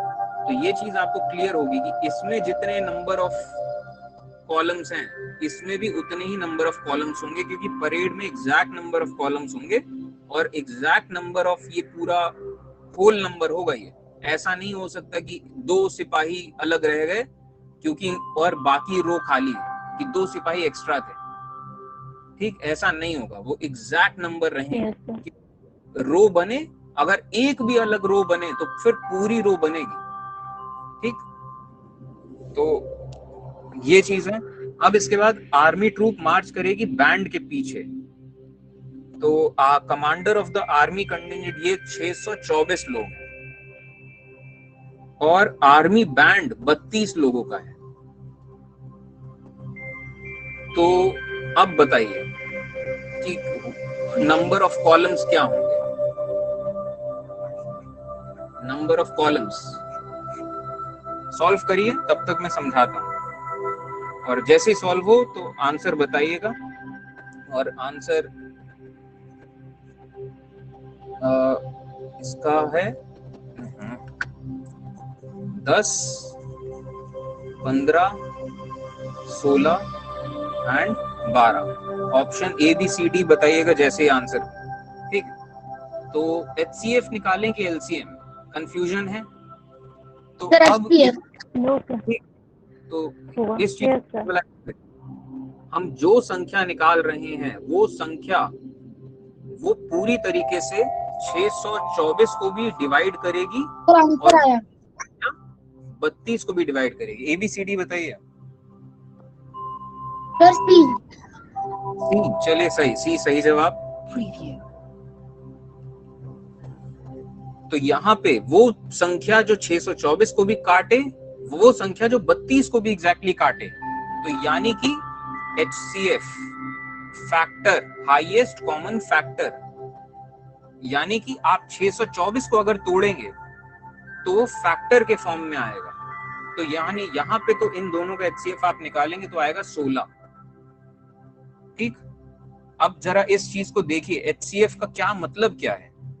624 और 32 में कॉमन फैक्टर ये 16 आएगा, तो यहाँ पे 16 इंटू 2 है और यहाँ पे 16 इंटू जो भी होगा, लेकिन 16 एक फैक्टर है जो कंप्लीटली इसे डिवाइड करेगा और इसे भी डिवाइड करेगा, ठीक। समझ में आ रहा है ये चीज? तो ये है पूरा। हाउ मेनी मेंबर्स, और अच्छा अगर ये कहा जाए कि how many members in each column, तो यहाँ तो सवाल ये था कि हाउ मेनी कॉलम्स, ये पहला सवाल ये था कि हाउ मेनी कॉलम्स कितने हैं, कितने कॉलम्स, तो आंसर आया 16। तो यानी कि 16 लोग इस तरीके से खड़े होंगे, 1 2 3 4 5 6 7 8 करके 16 लोग खड़े होंगे और फिर जितने लोग बचेंगे, तो कहा जा रहा है कितने खड़े होंगे इन ईच कॉलम। तो ये भी सिंपल है, इन ईच कॉलम खड़े कितने होने, 624 होने हैं और 16 लोग एक, 39, तो यानी कि 39। तो यानी कि इस तरीके से यहाँ पे 1 2 3 4 ऐसे करके 39 रोज बनेंगी, तो 624 आ जाएंगे, ठीक। क्लियर है? Yes sir, yes.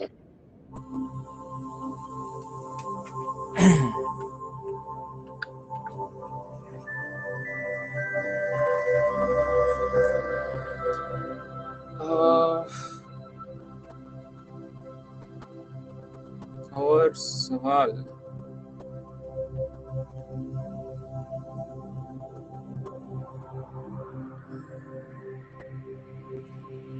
एक पेड़ लगाने वाला है, एक फॉरेस्टर है, ठीक। इस पेड़ लगाने वाले को 66 पेड़ लगाने हैं आम के, 88 पेड़ उसे लगाने हैं ऑरेंज के, ठीक। और उसे 110 पेड़ लगाने हैं एप्पल के।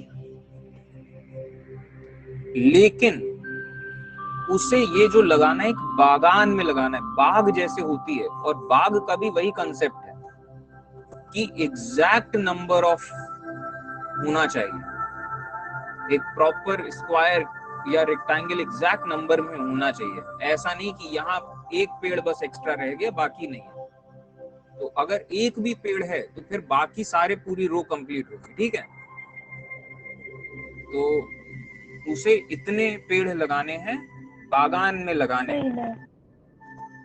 और ये एक और चीज है कि only one type of tree in one रो,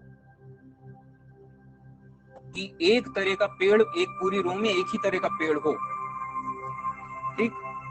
तो number of rows, number of minimum rows, ये पूछा गया है,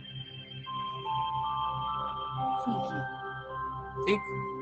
तो जैसे 66 पेड़ आम के हैं, तो करने को तो वो ये भी कर सकता है कि आम के 2 पेड़ लगा दिए, फिर से आम के 2 पेड़ लगा दिए, ऐसा करके 33 लाइन में आम बना दिया। फिर यहाँ पे इसी तरीके से 2 पेड़ आम के ये ऑरेंज के लगा दिए, और ऐसे 33 आम के लगा दिए, 44 ऑरेंज के लगा दिए, और ऐसे 2 पेड़ कर करके 55 सेब के लगा दिए। तो बिल्कुल एक फिक्स्ड बागान हो गई। करने को तो ये भी हो सकता है। सर 22 आंसर है, ठीक है, ये सही सर जवाब, 22। बिल्कुल ठीक। तो करने को तो ये भी हो सकता है, लेकिन हमें मिनिमम नंबर ऑफ रोज निकालनी है। तो मिनिमम नंबर ऑफ रोज कब बनेगी, जब हम एक रो में एक कॉलम में मैक्सिमम लगाएं। तो मैक्सिमम कब होगा, जब हम इन तीनों का एचसीएफ निकालेंगे। तो इन तीनों का जब हम एचसीएफ निकालेंगे तो इन तीनों का एचसीएफ आएगा 22। तो 22 का मतलब ये है कि हम 22 पेड़, 1 पेड़, 2 पेड़, 3 पेड़, ऐसा करके 22 पेड़ लगाएंगे, और 22 पेड़ की 3 रोज बनेगी, 1 2 3 रोज, और 3 रोज में 66 आम के पेड़ हो गए। फिर हम दूसरा बागान लगाएंगे जिसमें हम 22 रोज लगाएंगे और 4 रो बनेगी, और 4 रो में पूरा का पूरा ऑरेंज हो जाएगा। और फिर हम 22 रो लगाएंगे, 22 और 5 रो बनेगी इसकी, 5 रो में, और यहाँ पे 22, यहाँ पे सारे एप्पल के पेड़ हो जाएंगे। तो मिनिमम नंबर ऑफ रोज हमें लगानी है, तो एक रो में 22 पेड़ लगाएंगे, ऐसे करके 22, 1 2 3 4 5 22 पेड़ एक रो में। और यहीं पे अगर हमें पूछा जाए, मतलब एक कॉलम में, तो मिनिमम नंबर ऑफ रोज, ठीक। तो मिनिमम नंबर ऑफ रोज कितनी होंगी, यहाँ पे 22 एचसीएफ है, लेकिन सही जवाब, हाँ ये सही जवाब नहीं है, ये तो एचसीएफ है 22। रोज पूछा गया है, कॉलम्स नहीं। ये कॉलम्स, ये होती हैं रोज। तो पहले 22 पेड़ लगाएंगे, 22 कॉलम लगाएंगे, तो कितनी रो बनेगी मैंगो की, तो मैंगो की बनेगी 3 रोज, 66 इंटू, तो मैंगो की 3 रोज बनेगी, 3 रोज ऑफ मैंगो, 4 ऑरेंज, ठीक। 4 रो बनेंगी ऑरेंज की, एंड 5 रो बनेंगी 5 एप्पल। कितने रोज बनेगी, 5 4 9 3 12 रोज बनेगी, 12 रोज ऑफ ट्रीज, 12 रोज ऐसी बनेगी। ये जो 12 रोज है, ऐसे 12 रोज, और हर रो में 22 पेड़, ठीक। तब जाके मिनिमम नंबर ऑफ रोज बनेंगे। करने को तो हम ये चीज भी कर सकते थे जो मैंने यहाँ बताया, कि हम 2 पेड़ लगाते एक में, तो 33 रो बनती इसकी, 44 इसकी बनती, 55 इसकी बनती। करने को तो हम और भी कर सकते थे, लेकिन ये सही तरीका नहीं है। मिनिमम नंबर ऑफ रोज नहीं आएगी, इससे कुछ भी आएगा लेकिन मिनिमम नहीं आएगा, ठीक है। तो एलसीएम एचसीएफ का कॉन्सेप्ट वही सब सवाल है, एक बार पकड़ना आपको क्लियर हो जाए तो बिल्कुल फिर आपको कॉन्फिडेंस रहेगा कि कहाँ पे एलसीएम लेना है, कहाँ पे एचसीएफ लेना है।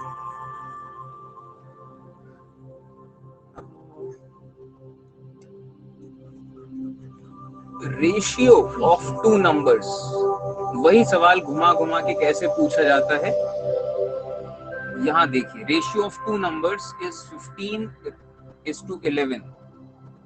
इन दोनों का HCF जो है ये 13 है, तो फाइंड द नंबर्स। जल्दी आंसर बताइए।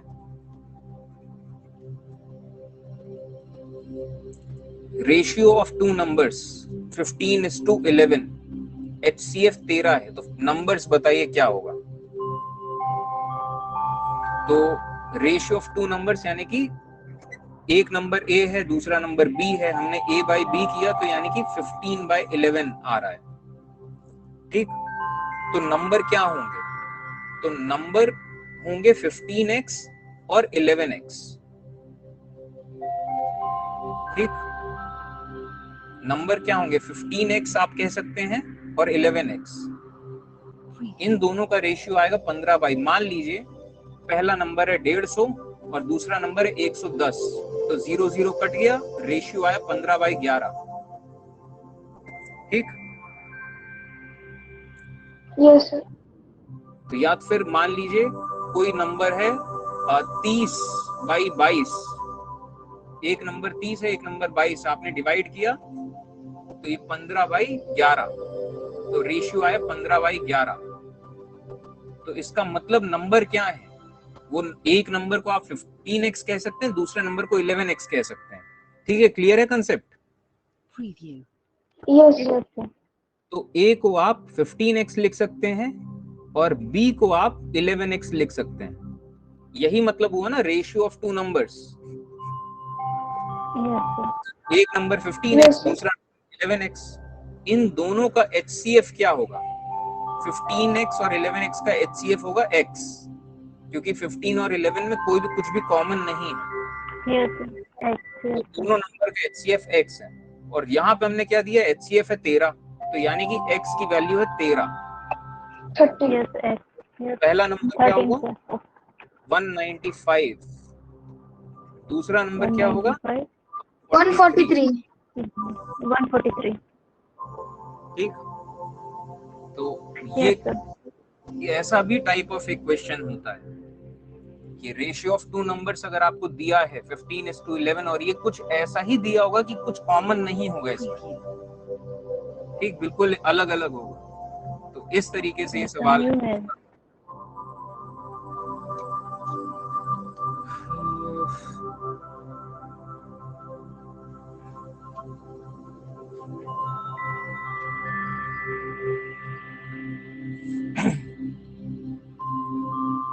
और क्या सवाल? बस यही है, यही सवाल घूम घूम के पूछे गए हैं।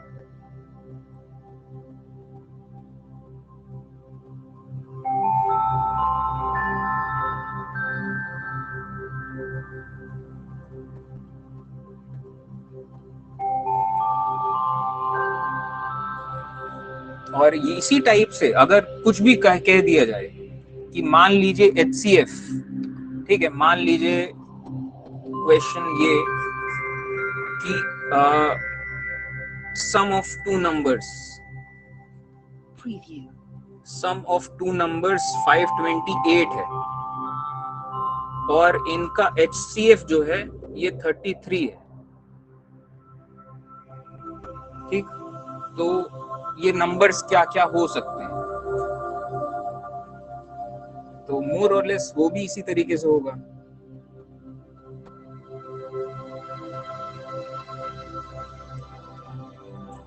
तो HCF 33 है, तो 33 पहला नंबर 33A हो सकता है, दूसरा नंबर 33B हो सकता है, लेकिन इसी फॉर्म में होंगे। HCF 33 है तो दोनों 33 दोनों नंबर्स को पूरी एग्जैक्टली डिवाइड करेगा, तो पहला नंबर 33A हो जाएगा, दूसरा नंबर 33B, और इन दोनों का जो सम है ये 528 है। तो अब इसमें से हम 33 कॉमन ले लेते हैं, यहाँ पे A प्लस B बचेगा सिर्फ, इक्वल टू 528। तो ये A प्लस B की वैल्यू आएगी 528 डिवाइडेड बाय 33। तो 528 डिवाइडेड बाय 33,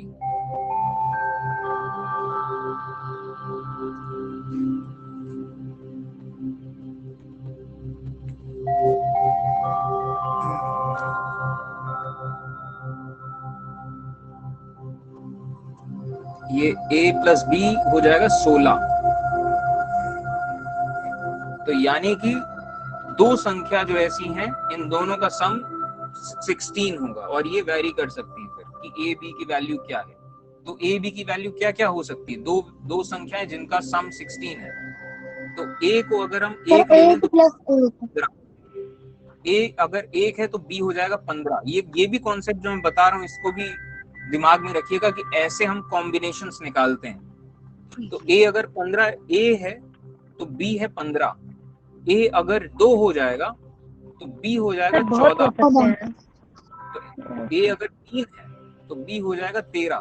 तो ऐसे कॉम्बिनेशन निकलेंगे। Yes sir. तो ये नंबर्स क्या हो जाएंगे कि यहाँ पे ए है तो पहला नंबर 33 और दूसरा नंबर 33 इंटू ये 33 इंटू 15। दूसरा इसी तरीके से वैल्यू रखेंगे 66 हो जाएगा या ये कुछ और हो जाएगा। तो ये इस तरीके से आपको प्रोबेबल नंबर मिल जाएंगे।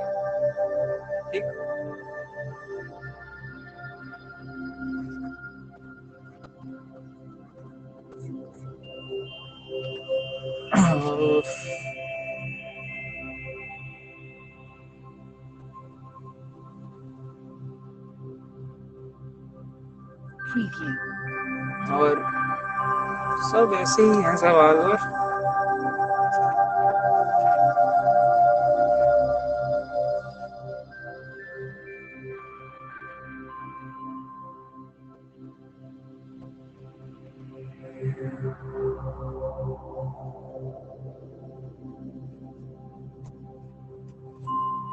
चलिए ये एक सवाल है, एक सर्कुलर पाथ है, वही जो सर्कुलर पाथ वाला मैंने सवाल आपको बताया था यही है कि एक सर्कुलर पाथ है, एक बिल्कुल सर्किल, एक स्पोर्ट्स फील्ड है। तो इस स्पोर्ट्स फील्ड में सोनिया जो है ये 18 मिनट लेती है एक राउंड के लिए। 18 minute for one complete round, कि मतलब वो यहां से अगर शुरू होती है तो 18 मिनट में दोबारा से घूम के यहीं पे आ जाती है। तो सोनिया 18 मिनट में पूरा एक कंप्लीट राउंड लेती है और रवि जो है ये 12 मिनट में एक कंप्लीट राउंड लेता है। ठीक, तो अब कहा जा रहा है कि मान लीजिए ये दोनों सोनिया और रवि दोनों यहां से सोनिया और रवि दोनों एक टाइम पे एक ही जगह से शुरू करते हैं और ये एक ही डायरेक्शन में चलते हैं कि इन्हें ये पूरा गोल चक्कर घूमना है, गोल चक्कर घूम के फिर वापस यहीं पे आना है। तो कहा जाएगा कि after how many minutes,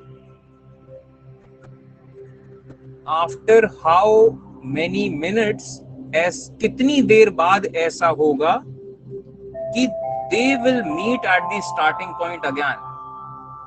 sir answer आया। बताइए आंसर। 36 मिनट। पर 36 मिनट। 36 सही जवाब। Yes sir.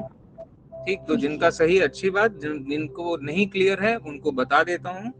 तो यहाँ पे सोनिया 18 मिनट में एक चक्कर मारती है। सोनिया को 18 मिनट लगते हैं एक पूरा चक्कर करने में, रवि को 12 मिनट लगते हैं। दोनों एक साथ एक जगह से चले थे। तो जैसे रवि जो है 12 मिनट में, अगर आप 12 मिनट बाद देखेंगे तो रवि यहाँ पहुंच गया है, लेकिन सोनिया 12 मिनट में सोनिया कहीं यहाँ पहुंची होगी। और जब सोनिया यहाँ मेन पॉइंट यहाँ तक पहुंचेगी तब तक रवि यहाँ पे आ चुका होगा। ठीक, तो इसी तरीके से सिलसिला चलेगा। और ये कब तक चलेगा? LCM ऑफ 18 एंड 12, तो यानी कि 36 मिनट। 36 मिनट में ऐसा होगा कि रवि और सोनिया एक साथ स्टार्टिंग पॉइंट पे दोबारा से आएंगे 36 मिनट बाद, यानी कि कह लीजिए कि आफ्टर 36 मिनट्स। और आफ्टर 36 मिनट्स रवि ने कितने चक्कर मार लिए होंगे? रवि का 36 मिनट बाद, रवि का ये तीसरा, रवि का थर्ड राउंड एंड इसका सोनिया का सोनिया का दूसरा राउंड, रवि का तीसरा राउंड। लेकिन दोनों 36वें मिनट पे बिल्कुल फिर से स्टार्टिंग पॉइंट पे खड़े मिले। तो ये सर्कुलर पाथ वाला सवाल हो गया जिसका मैंने जिक्र किया था अभी। Yes sir. तो यही है सब मोर और लेस, सारे यही सवाल हैं। बाकी रेशनल नंबर्स के कुछ एक हैं कि show that this is rational, show that this is irrational, ये सब आपको आता ही होगा, ये सब्जेक्टिव हैं सब। ये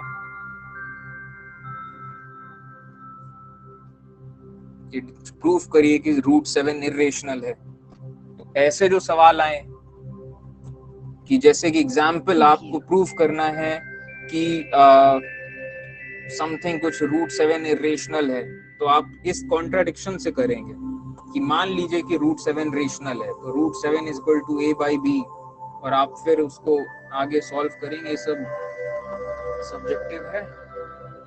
ये सब आपको वैसे आकर्षण सर और शाफी सर इन सब ने डिस्कस किया होगा। सर प्रूवन वाला क्वेश्चन 9th के लिए है ना, क्योंकि 8th में नहीं हुआ है। सर जो प्रूवन वाला क्वेश्चन है इरेशनल, वो 9th के लिए है ना? हाँ, ये सब 9th का है ज्यादा। ठीक, तो ये खैर ये तो मेन सब सवाल हो गए। ये वाला रियल नंबर्स के मैक्सिमम सारे क्वेश्चंस हो गए हैं, कुछ और ऐसा सवाल मुझे दिख नहीं रहा है। ठीक है, तो ये यूनिट जो है रियल नंबर्स, HCF, LCM, इसमें मोर और लेस ऐसे ही सवाल आते हैं। 2 घंटे होने आ गए, आज के लिए फिलहाल इतने ही रखते हैं। सर पूछिए। सर आज मेरी इंग्लिश की एग्जाम थी, तो उसमें क्वेश्चन आया था सिनोनिम ऑफ लेजी। तो सर मैंने आइडल लिखा, मेरे एक फ्रेंड ने स्लीपी लिखा और एक फ्रेंड ने रेस्टलेसनेस लिखा। तो सर किसका आंसर मोर करेक्ट है?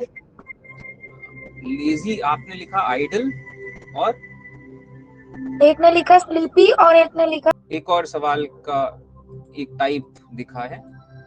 ये जो हमने देखा था, इसी टाइप में एक और सवाल बनता है।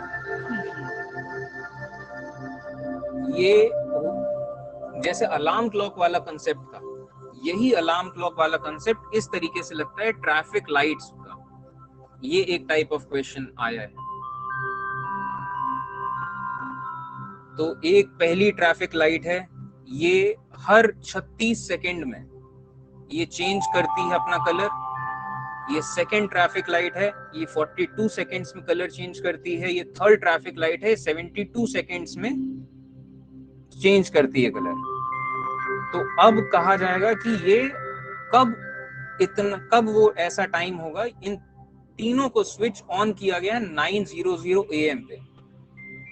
यहाँ पे 9 बजे एग्जैक्टली इनको स्विच ऑन किया गया। तो स्विच ऑन किया गया है तो एक बार में जली है, और एक बार में जली है तो अब ये फिर अपना पूरा वो पैटर्न कंप्लीट करेंगे। तो अगली बार कब ऐसा होगा कि ये चेंज साइमल्टेनियसली, कि एक ही टाइम पे बदलेंगे। तो यानी कि वही चीज है, आपको एलसीएम लेना है 36, 42 और 72 का।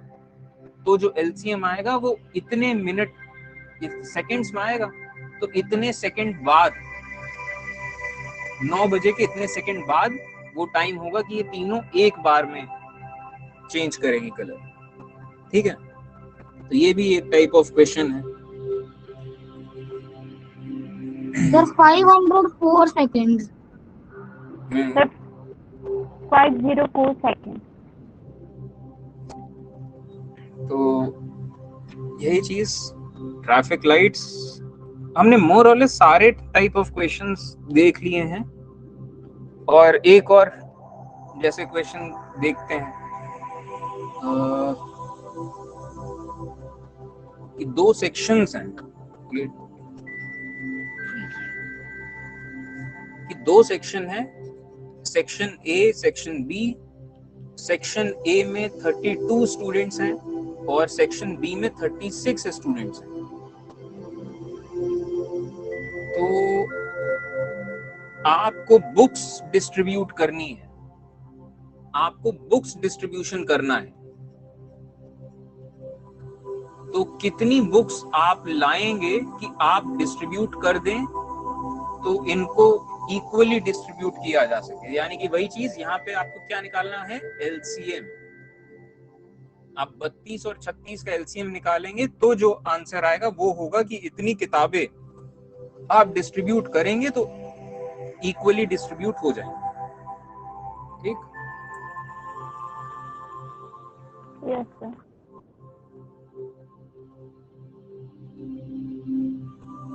और इसी टाइप ऑफ क्वेश्चंस में ये भी होता है कि एक सेमिनार लिया जा रहा है, सेमिनार अलग अलग सब्जेक्ट्स का है, तो हिंदी का सेमिनार अटेंड करने के लिए 60 लोग हैं, इंग्लिश का सेमिनार अटेंड करने के लिए 84 लोग हैं एंड मैथ्स का सेमिनार अटेंड करने के लिए 108 लोग हैं। ठीक, तो क्या होगा? तो मतलब सवाल ये है कि हाँ चलिए इतने लोग हैं, अब इतने लोगों को अलग अलग रूम्स में बैठाना है, तो मैक्सिमम नंबर ऑफ, तो ये सवाल ये है कि maximum number of students in each room,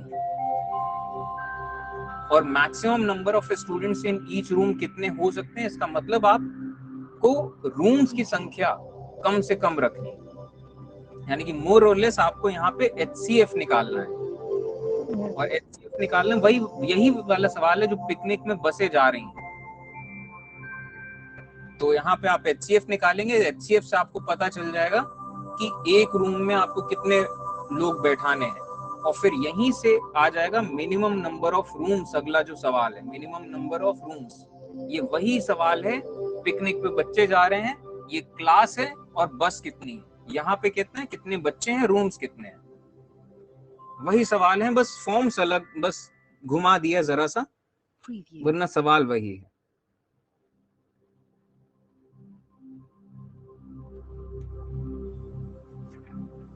ठीक है, तो आज का सेशन यहीं पे कंप्लीट करते हैं। रियल नंबर्स आपका कह लीजिए कंप्लीट है, कुछ और अलग से सवाल नहीं आते हैं इसमें, छोटे बहुत कंसेप्ट्स बचे हैं कि जैसे क्लास 8th में एक कंसेप्ट है कि 2 नंबर्स दिए हुए हैं, तो कहा जा रहा है कि इन 2 नंबर्स के बीच में आपको 5 रैशनल नंबर्स बताइए, तो ऐसे छोटे बहुत कंसेप्ट्स हल्के फुल्के होंगे, वरना इसके अलावा जो कंसेप्ट्स आपके 10th क्लास में आने हैं या फिर और जो वैसे आने, वो सारे कंसेप्ट्स हमने कर लिए। 9th का एक कंसेप्ट बस, show that this is irrational, ये वाला एक छोटा सा कंसेप्ट बस बचा है जिसमें हमने सवाल नहीं किया, क्योंकि ये दोनों ही सवाल जो हैं ये दोनों सब्जेक्टिव टाइप के सवाल हैं कि find 10 rational numbers between this and this, तो ये तो आपको, आई होप आपको आता हो, नहीं आता हो तो इसको भी मैं नेक्स्ट क्लास में समझा दूंगा। ठीक, आई होप आता हो, ये आकर्षण काफी से दोनों ने बताए होंगे सब टाइप के। ठीक, लेकिन MCQs के फॉर्म में, कंसेप्ट के फॉर्म में जितने भी टाइप ऑफ क्वेश्चंस आ सकते हैं वो सब हमने डिस्कस कर लिए हैं, और इससे ज्यादा अब नहीं बनता है, कहीं पे भी नहीं बनता है। ठीक है सर, रूट वाले क्वेश्चंस भी आप करा दीजिए। रूट भी डिस्कस करेंगे, अब जैसे रियल नंबर्स हमने डिस्कस कर लिया, अब इसके बाद रूट वाले भी करेंगे, रूट के भी क्वेश्चंस। ठीक, तो चलिए आज का सेशन एंड करते हैं, आज मैथ्स ही होता रह गया, लेकिन चलिए ठीक, ये भी सही। ये बहुत अच्छा था। चलिए इसी तरीके से जैसे आज हमने एक उठाया, एक यूनिट कंप्लीट किया, इसी तरीके से अब आगे भी जैसे हम स्क्वायर्स एंड क्यूब्स का भी उठाएंगे और एक दिन पढ़ के पूरा कंप्लीट करेंगे। और ऐसे कंबाइंड क्लास में मैं तो जो भी लूंगा ऐसे कंबाइंड ही लूंगा, आकर्षण सर और शाफी सर अलग अलग लेते रहेंगे। ठीक है, तो चलिए एंड करते हैं आज का सेशन।